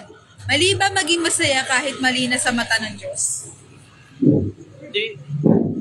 Malinis ka nga eh. Ano naman masama kung masaya ka? Diba? Hindi masaya. Hindi masamang maging masaya. Ang masama, inasobrahan ka sa saya. Lahat ng sobrang masama. Lalo na kung yung saya mo galing sa masama. Kasi in case hindi nyo alam, merong ganong konsepto. Si Moises, pinili niya pa na tampalin siya kasama ng bayan ng Diyos. Kaysa magtamasa ng hindi birong yaman, hindi birong kaligayahan sa pagkakasala sa Egypto. Merong ganong konsepto. Merong nababasang ganon. Mas pinili niya pa na tampalasin siya kasama ng bayan ng Diyos. Kaysa nagsisikupas na kaligayahan sa pagkakasala. Nagsisikupas na kaligayahan sa pagkakasala. Yung pagkakasala, masaya yan. Masaya yan. Masarap kumain ng tinapay na ninakaw ng tubig na hindi galing sa pinaghirapan. Masarap yan, masarap. Masarap. Sobrang sarap nga niyan, tingnan mo, ang daming influencer ngayon, unti-unti na, nakukulong na sila. Nagkakawaran to pares na isa-isa, nagkakakaso na isa-isa. Si Neri, si Rufa May Quinto, marami pa yan.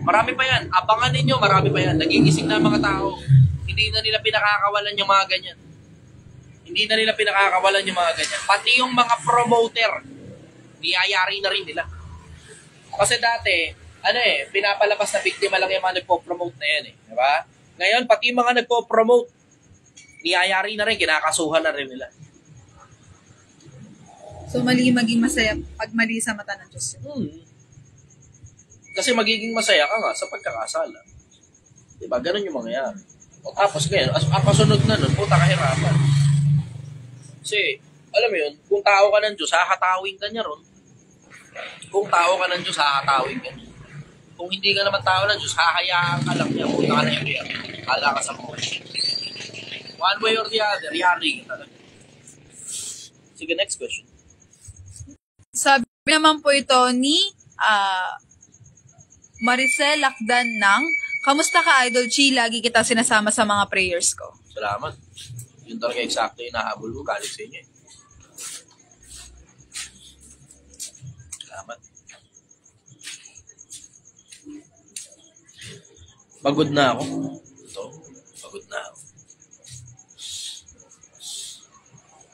Pagod na ako sa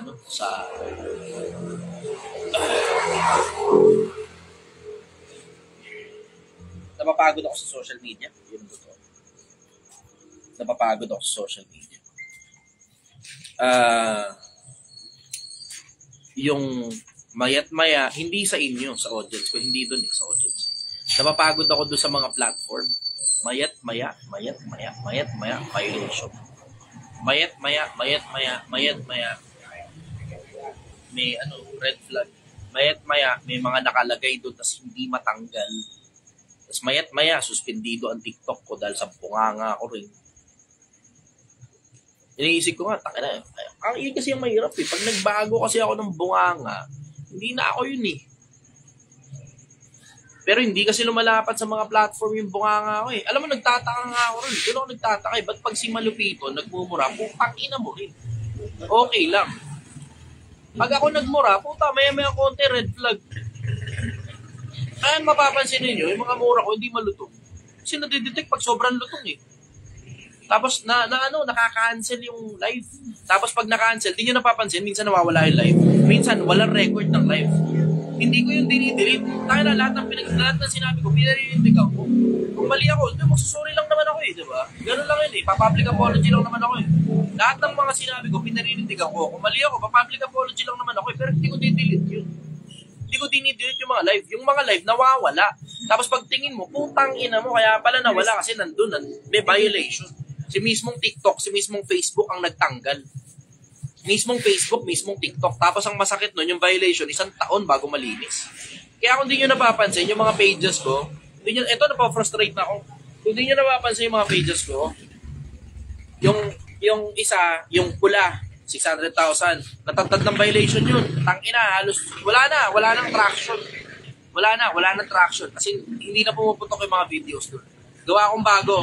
Pumuputok, sabog ngayon yung mga videos. Maya konti, nung violation, dun pa yun, dun sa Tondo, nung binabanatan ko pa si Taragis, 3 violation, nagkapatong-patong sa akin dun. Tapos, susunod naman, ito naman ngayon, yung Project 1M. Yung Project 1M din, may violation din. Ngayon, nagtataka ka ngayon, bakit ganun? Parang tangina sensible naman si Chester magsalita. Pero pag tinitignan mo yung mga post, tangina halos 2,000, 3,000 lang yung viewers. Alam kong hindi naman nagsasawa sa akin ng mga tao na oo, may mga tao nagsasawa sa akin. Pero alam kong dumadami rin yung mga taong regular na nakikinig. Pero ito ang problema ko, may mga regular kang nakikinig, pero ito ang problema ko. Yung mga regular na nakikinig, may mga pagkakataon, pag nasobrang ka ng pakikinig sa akin, hindi na pinapakita sa'yo ni Facebook. Iba naman na ipapakita sa yung influencer. So ngayon, ano nangyayari? Bago ng bago yung mga nakikinig sa akin. Maya't-maya, bago ng bago. Nang may mga luma, yung mga luma, paano nila nagagawa na regular pa rin dumadaan sa kanila? Hindi na sa konseptong dumadaan sa kanila. Sine-check na nila yung page ko kung may update pa.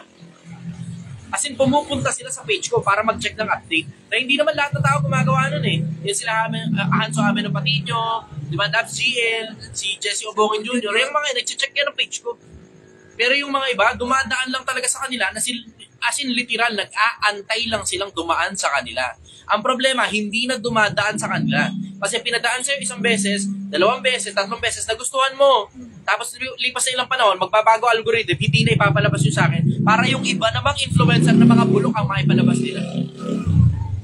Kasi yung mga bulok monetize, ako hindi. Ganon yun eh.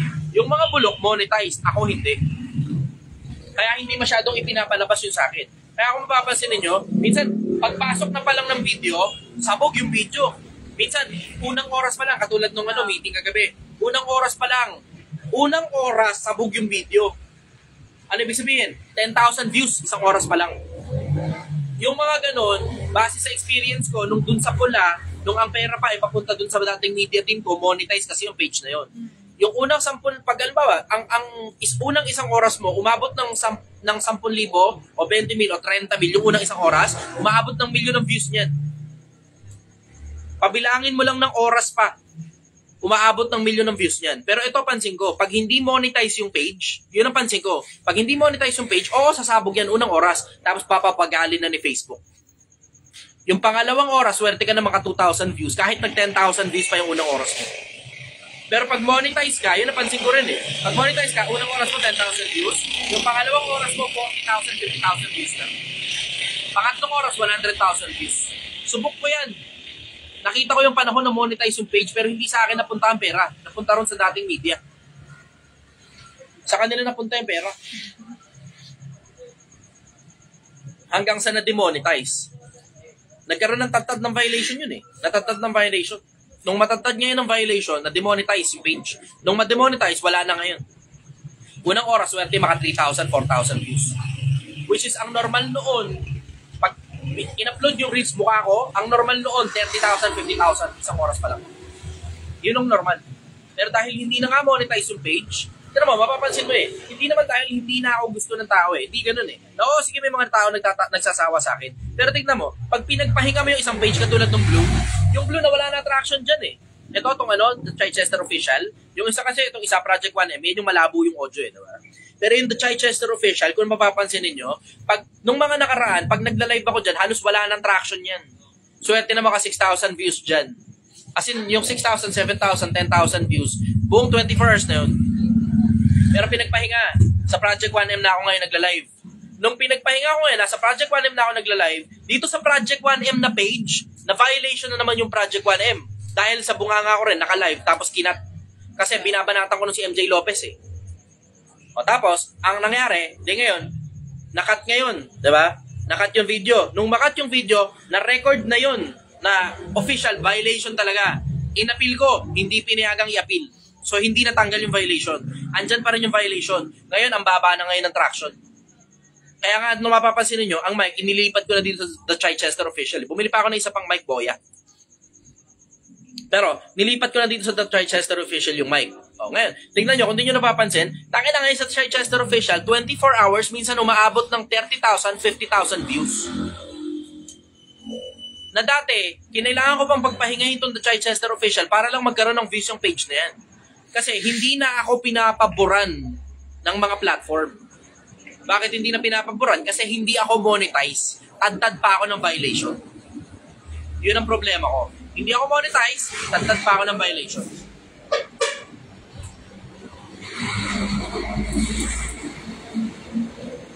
So gusto niyo ng diretso, nafo-frustrate na ako sa mga platforms. Napapagod ang isip ko, napapagod ang puso ko. Minsan nga may mga pagkakataon, iniisip ko, pahinga muna ako, ay mga 2-3 araw. Tigil muna ako ng pagla-live.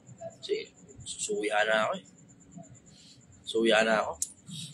Hindi ako nasusuya sa pagla-live. Nasusuya ako dun sa mga platform na halos ayaw akong ipakita sa mga tao. Mayat-mayang violation.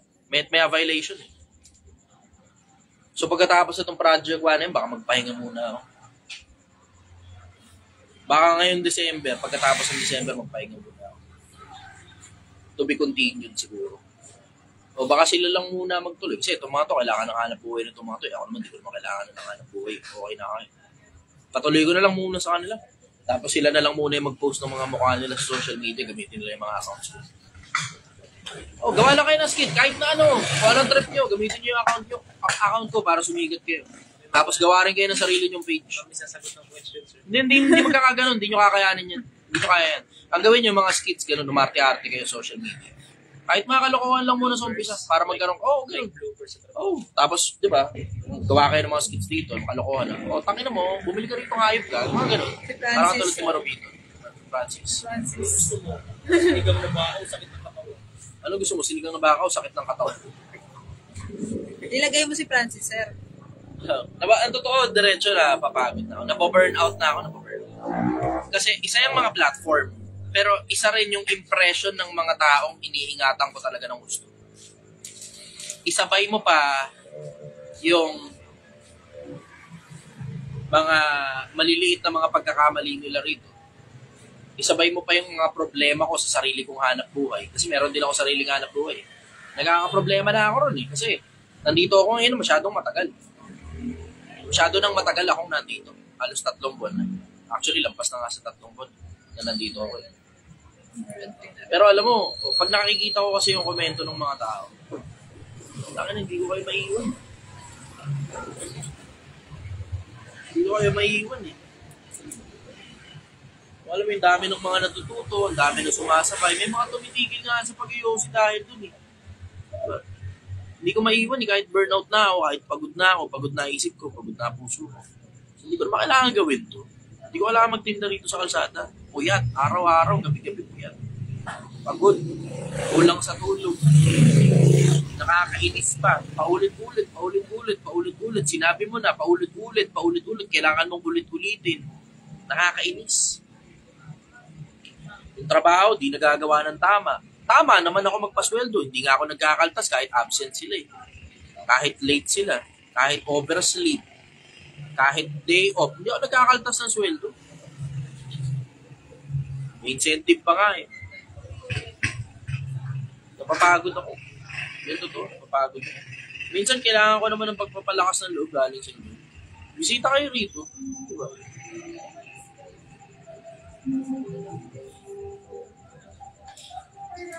Kasi, alam mo, ang dahilan lang naman kung bakit ko pinagtsatsagaan ko. Kasi ang daming natututo Tapos ang nagpapalakas sa loob ko, yung mga komento ng mga pumupunta. Kahit di kayo kumain ng sinigang, ayos lang.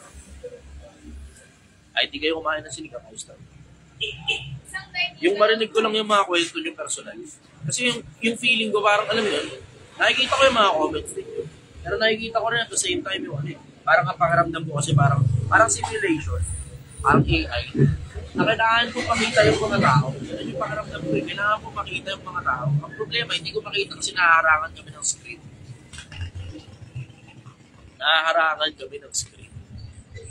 Kasi ako nandito sa kabila, sila nasa kabilang parte. Hindi ko alam kung nasaan kayo.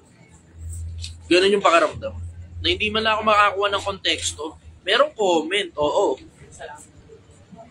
Bago yung buhay, ganun. Yung di ba? Mga tumigil sa yosi, tumigil sa bisyo, hindi na nagsusugal, pati nung magulang na, pati nung anak na. Nakikita ko yun. Pero gusto mo makita yung totoong taong magsasabi sa akin sa mukha ko. Kasi alam mo yung as much as gusto kong sabihin sa mukha ko kung may diferensya ako. Yung pakiramdam na gusto ko rin sabihin sa mukha ko kung umuusad ba, umaayos ba. Ganun yung pakiramdam ko Na, di ba, yung tapang ko na hindi, sige, kakina ka, basher ka, ayaw ka, sabihin mo sa mukha ko yan. Diba? Yung ganong klase ng tapang. Pero ganun ko rin kasi nararamdaman yung gusto ko talagang marinig yung sasabihin yung person. Yung pa na pumunta rito para makapagpuntuhan, enjoy ako sa ganun. Pakaramdam na importante pala ako sa mga tao. So, para pupuntahan ako guys sa malayong lugar. At hindi ko naman sinasabing galing pa sa malayong lugar. Kahit yung mga nandito lang, kapit-kapit bahay lang. Bisita kayo rito, kahit di kayo kakain, okay lang. Kwentuhan lang tayo, ganun. So, wala makakita ng bagong buka. Nag-i-enjoy ako sa ganun. So, yun. Ano pa masasabi niyo? Sana mabasa mo ito. Pag pinanood mo ulit, basahin mo na itong comment section para sa'yo. Ikaw na magbasa, iihi mo na ako. Kasi, Hindi mo tubig, maririnig. dala-dalawa eh. Alagang-alaga kami ngayon sa tubig eh. Minus 100 pag hindi naalagaan sa tubig eh. Dali, ihila mabilis lang to. Dali lang. Saan daw pesto mo, Banjo? Ay, Banjo. Saan daw pesto mo, sir?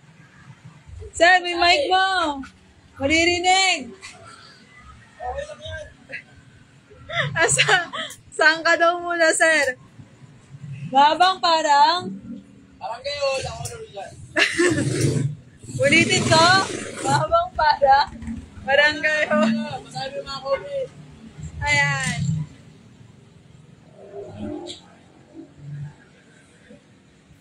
Maraming comments. Salamat sa inyo.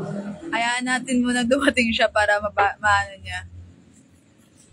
Marinig niya kung ano yung sinasabi niyo para sa kanya. Huwag na kayo maingay sa sinasabi ko. Ayan. Sabi po dito, Alam mo, unti-unti nga ngayon, lalo pang dumadami yung tanong sa isip ko. Kasi there was a time in the past na akala ko konti na lang yung mga tanong ko. Medyo marami pa rin naman. Pero parang nakukuntian na ako doon sa mga tanong. Pero paglipas ng panahon, habang nagtatanong sa akin, tapos dumadami na rin yung mga assignment ko na mga bagay na tinatanong ninyo, tapos hindi ko alam yung sagot. Tapos sinasabi ko naman sa inyo, hindi ko alam ang sagot. Unti-unti nagkakaroon ako ng parang sense of responsibility na umalam pa ng mas marami pang bagay kasi sigurado ako hindi isang beses na itatanong sa akin yan. Yung mga tanong na uulit kahit gano'n ka-weird ko. So I need to provide answers kasi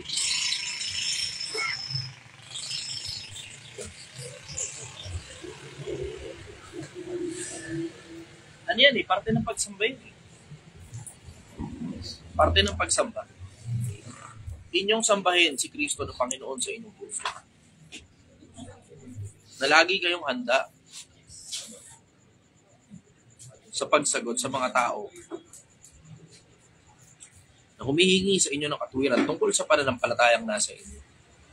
Ngunit sa kaamuhan at takot. Parte ng pagsamba kasi na dapat lahat ng mga tanong ng mga tao may sagot ka. Pero alam mo yan, there are times that I don't feel sufficient. May mga ganun eh. May mga tanong ako, may mga tanong kayo, hindi ko kaya sagutin yung iba. May mga frustrations ako sa sarili. So tungkol sa tanong mo, kamusta ako, napapagod na ako. Ang isa sa mga pinakamalalaking pagod ko talaga ng puso talaga, tsaka ng isip, yung mga platform. Kung nga ako, hindi talaga tanggap sa social media. Unti-unti natatanggap ko na pare kami. Unti-unti natatanggap ko na rin lapat yung buka ako sa social media. Kasi lagi na lang eh. Alam mo, kumbaga, sometimes, pag isang beses, dalawang beses lang, na, flag ka for violation. Ayun, dumadaan lang sa iyo yung pass. Wala kang pakialam din. Pero tangina lahat na ng violation para parehas. Exploiting violence. Tapos, profanity. At marami pang iba pang mga violation. Yung it sometimes gets to my head. At hindi lang naman ako nag-iisa dyan. Marami na rin influencer na nagreklamo sa ganyan. Kasi meron niya akong isang influencer na nakita, good morning sa inyong lahat. Tapos na-flag na violation. Tapos, nung na-flag na violation, in-appeal niya. Tangina, din-disapprove yung appeal. good morning. Good morning sa inyong lahat. Tapos wala na yun, mananatili na yun dyan for 12 months. Ganon yun. In case hindi nyo alam, mananatili yung isang pirasong violation na in-appeal mo, tapos hindi inaprobahan yung appeal, mananatili yan for 12 months. 12 months ngayon ang cleansing period niya. Isipin mo yun sa akin. Minsan ipopost ko sa inyo kung gaano karami violation para lang maintindihan nyo. Tangina, kulang isang scroll sa dami ng violation ko. Kulang isang scroll. Ang dami, sobra. Kaya nga halos ayaw nang ipakita yung video ko eh. Mga live ko, akala nyo konti nanonood. Hindi, maraming tao gustong makapanood. Kaya nga, hiningi ko na nga lang sa inyo, hiningi ko sa inyo, i-share din. Yun lang, share nyo. Alam nyo naman, wala naman akong kinikita dyan sa Facebook. Diba? Alam nyo yung dalawang pages kung saan ako nagla-live, yung The Chichester Official at saka Project 1M, alam ninyo parehas na yung dalawa na yan, hindi monetize yan. Hindi monetize yan. Wala akong monetization galing sa mga ads. Ang meron lang dyan, ito, yung Project 1 M Stars. Pero yung, yung sa Chichester Official, kahit stars nga, canceled eh. Kahit stars, canceled. Pero okay lang. Tuloy-tuloy yung laban. Tuloy-tuloy yung laban. Pero napapagod na ako. Kaya nga sabi ko, ay hindi, ganito na lang. Ako naman na makikisuyo sa inyo, Pilipinas. Kung meron kayong kilala na nag-aayos ng social media, para ma-cleanse lahat ng violation, kahit yun lang. Yun lang pwede nyo gawin para sa akin. Kung may kilala kayo. Kasi merong may mga ganyan. Ang problema, sinisingil ako 200,000 isang page. Hindi naman ako para maglabas ng perang 200,000. Imagine mo yung putang na maglalabas akong perang 200,000. Hindi ko pinagkakakitaan ng Facebook ko eh. Papaklens ko, galing sa sarili kong bulsa, tapos 200,000. Sige, gastos na naman ako. Tapos hindi ko pinagkakakitaan ng bulsa. In case hindi nyo alam, hindi ko pinagkakakitaan ng social media.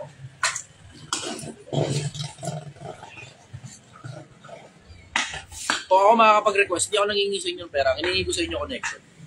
Kung may kakilala kayo, may tropa kayo na willing na tumulong para i-cleanse yung page. Para back to zero, lilinisin yung page. Sa mga influencers na malalaki, meron silang connection. Yung mga malalaki, kaya tignan nyo, hindi nyo napapansin, hindi na-flag yung violation nila. Kasi kung sino man yung management nila, may connection, tapos kumikita kasi silang lahat galing dyan. Eh ako, wala naman kasi akong kinikita sa social media. Kasi hindi ko pinagkakaperahan ng social media.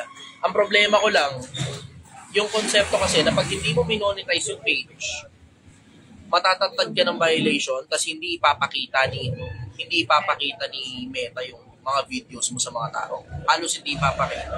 Pag monetize ka, malinis yung page mo, wala ka sakit ng ulo, yung mga video sumasabog, kumakalat. Yung mga viral talaga. Pero pag hindi ka monetize, gasino lang, kahit viral pa yung video mo, oo, sige, papag-viralin pa rin yung social media. Pero yung 500,000 views, 10 million dapat yun kung 10 million views dapat yun kung monetize ka. Yun yung napansin ko. Sa isipin mo, parehas lang naman yung bunganga ko mula noon hanggang ngayon. Puta, dati umaabot ng 20 million views isang video. Ngayon, puta, maswerte na umaabot ng kalahating million isang video. Sobrang tindi pa ng video na yun. Yun yung mga pambalagbugang alam mong lalampas ng 10 million views. Ayun, naramdaman niya ka niya mo na stress ako. Nakakatawa naman. Gumising nga, bumaba. Para punta. Bumaba ulit. Naramdaman niya na wala yung stress ko kasi nakita sa kanya. Hindi yata kinaya yung stress ko umalis. Galit. Sorry na. Stress ako eh. Isa pa sa mga nakaka-fuck up sa isip ko ngayon, yung hindi kasi ako makapag-yosi. Ganito pagka pagod na yung isip ko, pagod na yung puso ko. Yosi na yan. Ngayon, kahit tuba ako, hindi pa rin eh. Hindi muna, tinanggal ko muna kahit isang buwan lang. Lahat ng usap, tinanggal ko muna. Just to make sure lang na hindi nababalik yung addiction ko sa yosi. Kasi ang hirap eh. Sayang eh. Sayang sinimulan ko 25 days. 25 days. Puta 25 days na akong nagtsatsagang hindi mag-yosi. Anyway, sige. Questions muna tayo. 2 hours na. Ay, hindi. Nagkwento lang ako tungkol sa buhay ko eh. Kahit mag 2 hours muna tayo ngayon. Kasi hindi naman nasagot yung ibang mga tanong. Kasi nga, kwento nga ako tungkol sa sarili ko. Hindi naman dapat magkagal. Hindi naman tungkol sa sarili ko. Tungkol sa mga kapwa-tao. Tinutulungan natin masagot yung mga tanong ko. Problema, wala na mga tanong, mga comment na lang nila boss sa'yo. Laban lang. Sabi ni Maricel Lakdan ng laban lang Pilipinas. Madami kaming gumagaling at tumatalino. Yan ang epekto. Sa amin na sa panonood namin sa live mga idol, madaming buhay ang nahipo mo, mahal ka namin. Salamat. Ayan, laban lang. Happy ako. Tapos sabi ni Joel Moncada Estrera, huwag ka mag-alala brother, kung kinupal ka na SOCMED, gagawa ko ng libro na naglalaman ng mga aral mo. Free for all yan. Kahit angkinin nyo na. Basta makikaalat lang sa mga tao. Sa inyo na lahat yan. Regalo ko sa mundo. Sabi ni Shena, bihira lang mga katulad niyo po, more power po. Ayan, madami kaming natututunan sa'yo. Sabi ni, di ko maintindihan, Noodles ang pangalan, huwag kang mapagod, idol. Share na lang, idol, makakapal kasi mukha ng mga mukhang pera. Kilala ka na ng idol ng Pilipinas, darating din yung time, huwag kang susuko. Kenji Gallardo, wala yan sa dami or konti ng nanonood. Sa quality ng mga nanonood dahil alam namin na dahil aminin natin na pa sa panahon ngayon, konti lang ang gusto magbago. Pero yung konti na yun, sila ang madalas seryoso sa pagbabago na naghahanap lang ng mitya para magsimula. Kailangan na inspirasyon. Isa lang po ang magbabago, napakahalaga na. Ikaw lang influencer sa lahat ng vlogger, influencer, content creator ang gumawa niyan ngayon. Sabi ni Donnie Adube, isa na ako sa nagmamahal sa'yo, brother. I hate to be emotional sa maraming tao. Pero wala, ikaw sa lumalabas yung buwan. Hindi ako pingilan. Sabi ni Fernando E. Lazarte, brother, wag mo kaming iwan. Utang ina. Parang mamatay ka. Kayo Okay lang. lang, lumalala. Basta't ipagdadasal kita araw-araw kasi marami kaming aral na napupulot. Tayo sa mga tanong ninyo. Lumalala na. Wala masyadong mga tanong ito. Minya, Mga tanong mo tayo. Tanong mo. patanong daw kayo. Mina Botones, lagi kita binabanggit sa tao mga nakakausap ko. Salamat. Salamat po. Yan, si Noodles ang pangalan, lagi kang kasama sa mga dasal namin. Si Hanzo Ameno Patinio, salamat sa'yo brother, mas ginagalingan ko na sa buhay kahit wala akong diploma. Ay, yun talaga nagpapangiti talaga sa akin. Joel Moncada Estrera, ililigtas natin ang kabataan, brother. Yeah, go. Next question. Questions tayo. Dito tayo sa mga tanong ninyo. Kasi pag wala ka na kayo tanong, wala na kami choice, hindi ito lang. Kasi isang kalating oras na. Ato, meron dito. Pagsilbihan natin kayo. CM Clifford, Sir, how do you manage your time? Curious lang ako kasi gusto kita ma-meet at makausap. Pusa. Brother. Pusa.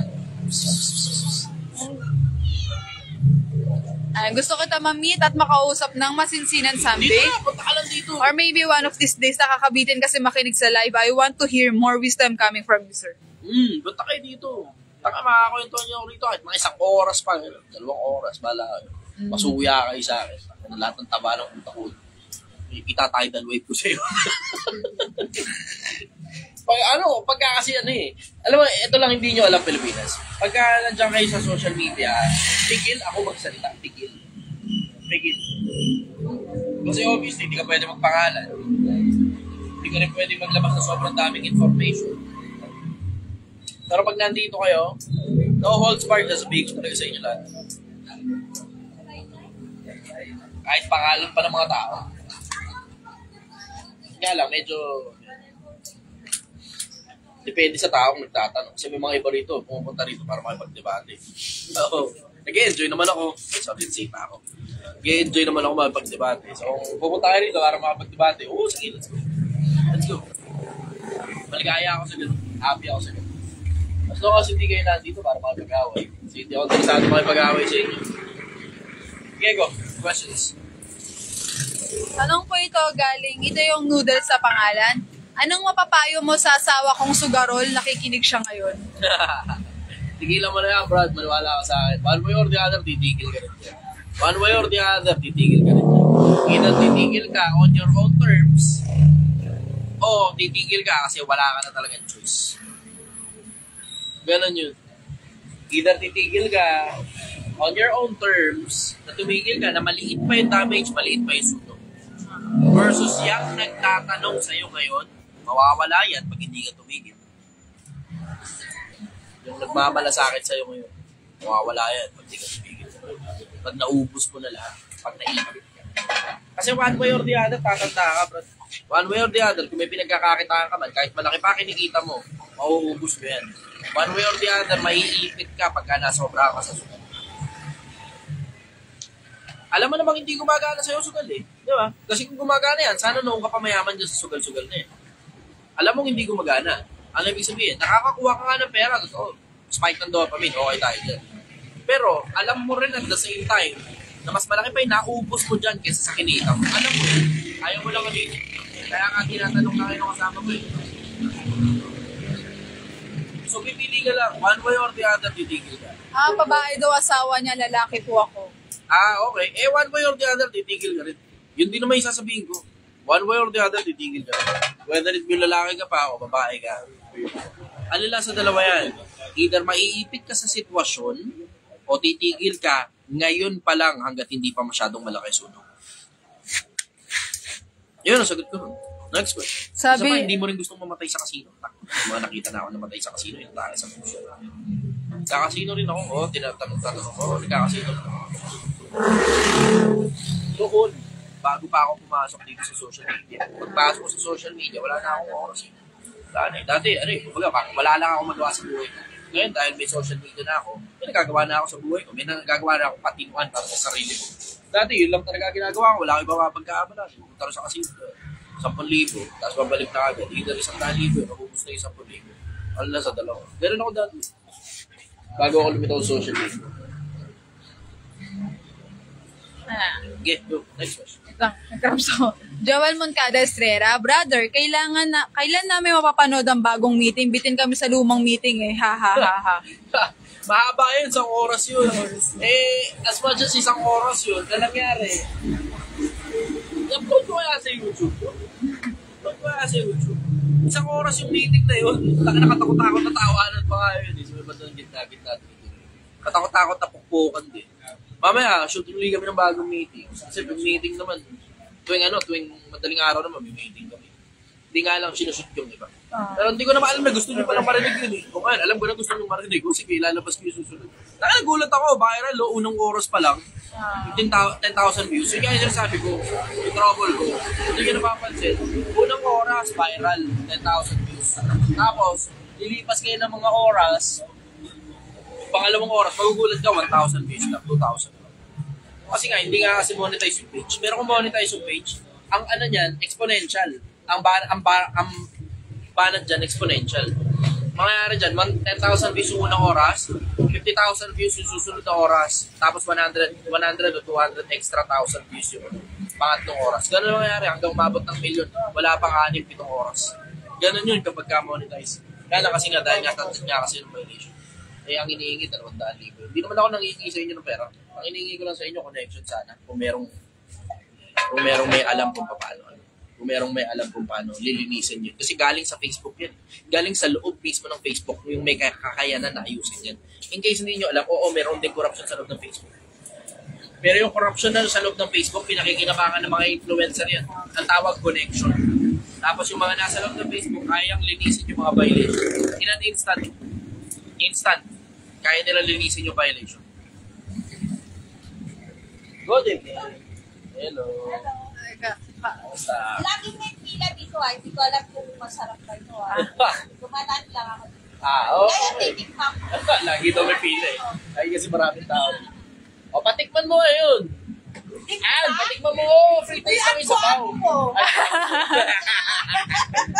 Salamat po. Oo naman. Patikman mo isa pa. Sabaw talaga? Yun yung masarap Pero yan. hindi. Lagi na nakasita. Yung karne, lasang karne lang yun eh. Gulay, lasang gulay lang yun eh. Lagi nakasita. Sabi ni Lasang karne, gulay, lasang gulay. Arlen Doso, nakakatawa yung Master Haha na Jeff Lumbag hot seat yung nauutal magsalita dun. Haha. Yeah. Sabi ni Daryl Senit Parilla, tinry ko talagang wag tumawa sa lumang meeting ngayon. Haha. Huwag kayo mag-alala, hindi balat sibuyas si Francis. EWD siya, pero hindi siya balat sibuyas. Pero, Katawanan din yun. request ko sa'yo. Kung kaibigan ka, kailangan konting ngayon mo lang panahon na kailangan. Tapos buong pagkatao at buong ngayon mo lang. Diba? Hindi, kasi mo pagkakatiwalaan lahat ng tao. Walang taong lahat na lang pagkakatiwala mo sa isang piraso tao. Walang ganun, there's no such thing. Hindi, kasi sinabi ko na. Oo nga, andito tayo. Pero alam mo, be careful of your friends kasi betrayal never comes from enemies. Hanggang ngayon. Kasi Sakit. pinili na Pag nasobra ka talaga magtiwala sa maling tao, mali ka ng investment. Emotional yan eh. Emotional investment yung tawagin. Ayan. Matay ka ngayon. So, kaya dito ako para kawawa naman. Kawawa naman tuloy ang umiyak. kahit yung asawa ko. Nilat ko mo yung asawa mo. Asawa ko magpag-ibig. Wow. Nagkasundo kayo.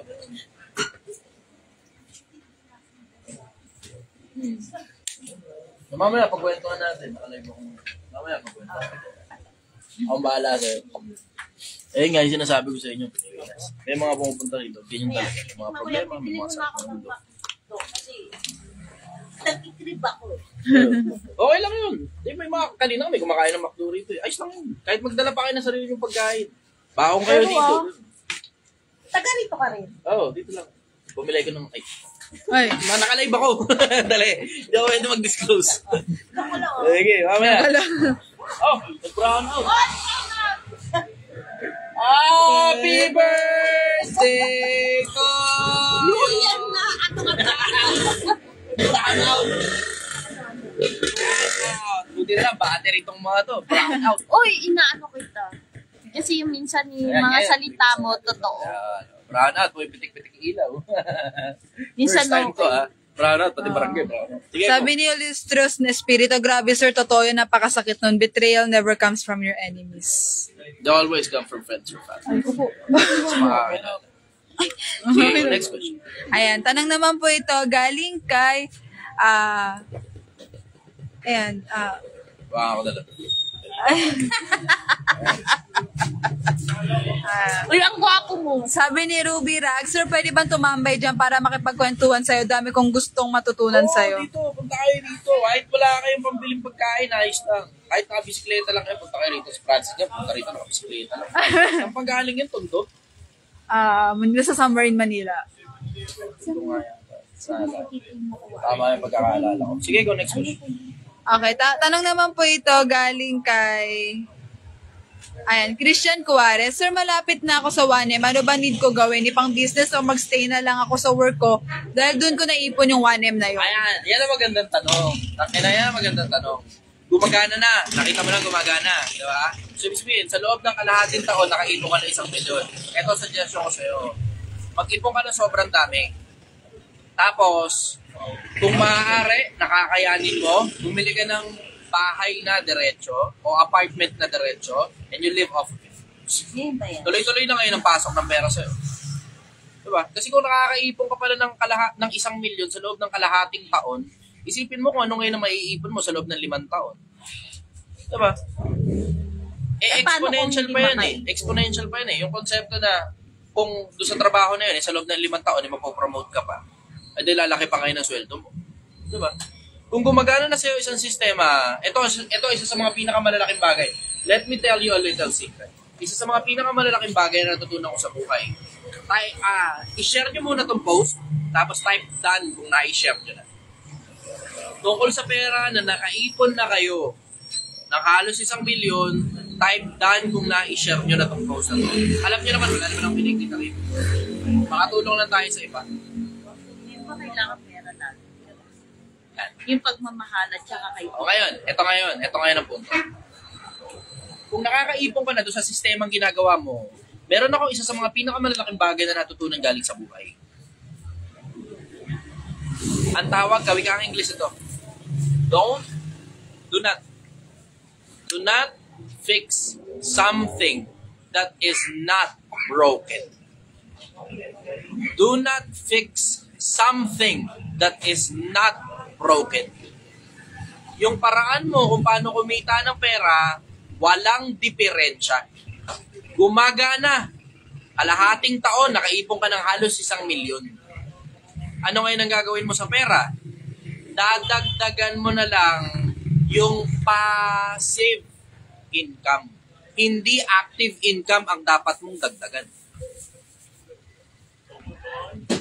Paano passive income? Yung mag-i-invest ka ng malaki na ikaw rin mismo yung kikilos para magkaroon ka ng ganong investment. Hindi mo papahawak sa iba pera mo. Bakit? Pag pinahawak mo pera mo sa iba, consider it gone. Consider mo na wala na yung pera kapag ipinahawak mo yan sa iba. So I strongly suggest kung ganun rin lang naman kabilis, you invest in properties. Magparenta ka, magpaupa ka. Something na hindi masisira, hindi mapapanis, at mananatiling nandyan lang at pwede mong ibenta na tumataas ang value paglipas ng panahon. Kahit anong klase ng paupahan, whether it be jeepney, wala mo kasi tapang investment ng jeepney, O bumili ka na parang fleet ng mga motorcycle, isalya mo sa Grab, gano'n, o angkas. Pero simula ka muna sa isa, dalawa, maliit lang muna. O siguro, bahay na pinapaupahan, o sasakyan na bridal car na mga pinapaupahan, o resort na pinapaupahan. Yun ang pinakamaganda ron. Yun ang pinakamaganda. Bakit? Kasi hindi masisira, hindi mawawala, laging nandyan, lagi rin tumataas ang market value. Ganon yung konsepto. Pero magdadagdag ka ngayon ng isa pang active income coming from isang active income na gumagana naman na, puta, baka mahati attention mo. Ang worst niyan, hindi mo gugustuhin. Nagbukas ka ng putang inang business na, gusto mo rin yung business na yun. Pero hindi mo alam na sobrang laking oras pa na kailangan kainin doon. Tapos ngayon, dahil doon sa business na yun, nasisira na ngayon yung hanap buhay mo. Yung primary source of income mo, napapabayaan mo na. Kailangan mo i-consider din yun. Na hindi lahat ng tao pang negosyo. May mga taong piloto. Magaling silang magmaneho ng eroplano. May mga kapitan, chief mate, first, second, diba? May mga militar, may mga pulis na magaling sila sa ginagawa nila. Pag magaling ka sa ginagawa mo, at hindi ka sigurado tungkol sa pagnenegosyo, testing mo, barya-barya lang muna. Pero pag kinakain na nung negosyo na yun ng malaki, ang oras mo dun sa hanap buhay na kumikita ka ng malaki, ilaglag mo yung negosyo. Ilaglag mo. Bakit? Kasi for all you know, yung kinikita mo galing sa hanap buhay mo, malinis na income na yan. Malinis na income na. Neto mo na. Neto. Hindi mo alam kung gaano kahirap maging negosyante. Na ngayon, hahabulin mo ngayon yung nineneto mo sa malaking hanap buhay mo, na malaki ang kinikita mo, galing ngayon sa isang maliit na negosyo na sana pumaldo. Na malabang baka hindi. Bakit? Kasi kabisado mo na sistema rito. Kumikita ka na ng malaki. Mahahati ngayon ang isip mo na meron kang hanap buhay na malaki ang kinikita, tapos meron ka pang negosyo na ang laking oras ang kinakain sa'yo. Baka bumagsak yung unang hanap buhay mo. Iingatan mo. Kasi yan ang dahilan kung bakit kumikita ka ng malaki. Malaki ang kinikita mo. Imagine, sa halos 6 na buwan na nandito ako sa social media, doon sa project, doon sa piso project pa lang sa Tondo, hanggang ngayon, nakaipon ka halos 1 milyon. Ano ibig sabihin? Gumagana na yung sistema mo. Huwag mo nang pakialaman. Magdadagdag ka, kung magdadagdag ka man, ang idadagdag mo, passive income, parenta, na maaaring maliit o malaki yung ipupuhunan mo, pero hindi masyadong malaking oras ang kakainin sa'yo. Bakit? Kasi kailangan mong ibigay yung malaking oras mo dun sa trabaho na kumikita ka ng malaki. Dun mo ibigay ang oras mo, kumikita ka ng malaki ron eh. Ngayon, paglipas ng panahon, okay na sa'yo yung mga apartments mo, okay na sa'yo yung mga pinaparentahan mo, you can live off of it plus your savings, then you can retire. Pwede ka na magpahinga. Ang ibig sabihin ng pagpapahinga, hindi mo nagagawin yung mga bagay na hindi mo gustong gawin. Yung mga gusto mong gawin, yun lang ang gagawin mo, tapos yung mga hindi mo gustong gawin, na kailangan mo pa rin gawin, pagbayad ka ng tao, sila na gumawa ng para sa'yo. O ngayon, ano na ngayon ang mangyayari? Mabubuhay ka ng maligaya, masaya, at walang masyadong maraming problema. Lahat ng mga sakit ng ulo na hindi mo gusto, pero obligado kang gawin, magbayad ka ngayon ng tao para sila gumawa ng para sa'yo. Yun ang sagot ko. Tanong-tanong na yun. Ang ganda ng tanong na yun. Ang ganda ng tanong na yun. Sige, ilang ano na tayo? Magdadalawang oras? Wala pa. 2 oras na. 2 oras na? Sige, last question. Kaya pa ako na medyo magandang tanong. Kailangan ko palang bawasan yung pagiging. Takin ang ganda rito ngayon. Hindi nyo gusto nyo makita? Ito yung buong lugar ngayon. Takin na sobrang romantic ng lugar. Hi, Gail. Sobrang romantic. Shoutout muna kayo dyan. Hello. Mga tao ron, sabi lang, shoutout kayo. Hello. Anniversary nyo? Happy anniversary! Ano sabi nyo? Anniversary! Bigati, airtime. Airtime!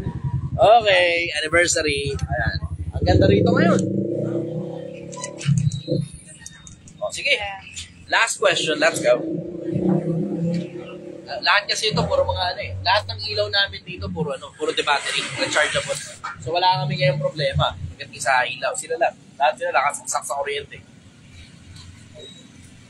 Kaya Wala nang question, sir. Puro brown out. brownout nga, oh, brownout.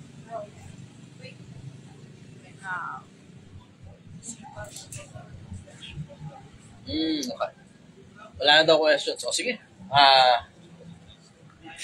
Parting words, Pilipinas, Giligan. Hindi lang ng buhay natin. We don't get to live for very long. Maraming scammer, maraming sinaulong tao sa paligid. Maraming taong interesado lang kunin yung pera. Wala naman talagang malasakit sa'yo. Na hindi yung best interest mo yung nakatrot. Baka madaya ka, baka madugas ka. Kasi napakarami nila at napakatatamis ng mga pananalita nila. Payayang panin nila. Ingatan mo sa sarili mo. Hindi lahat ng araw malakas tayo. Hindi lahat ng araw malinaw ang isip natin. Meron kang maliit na swerte, Pilipinas.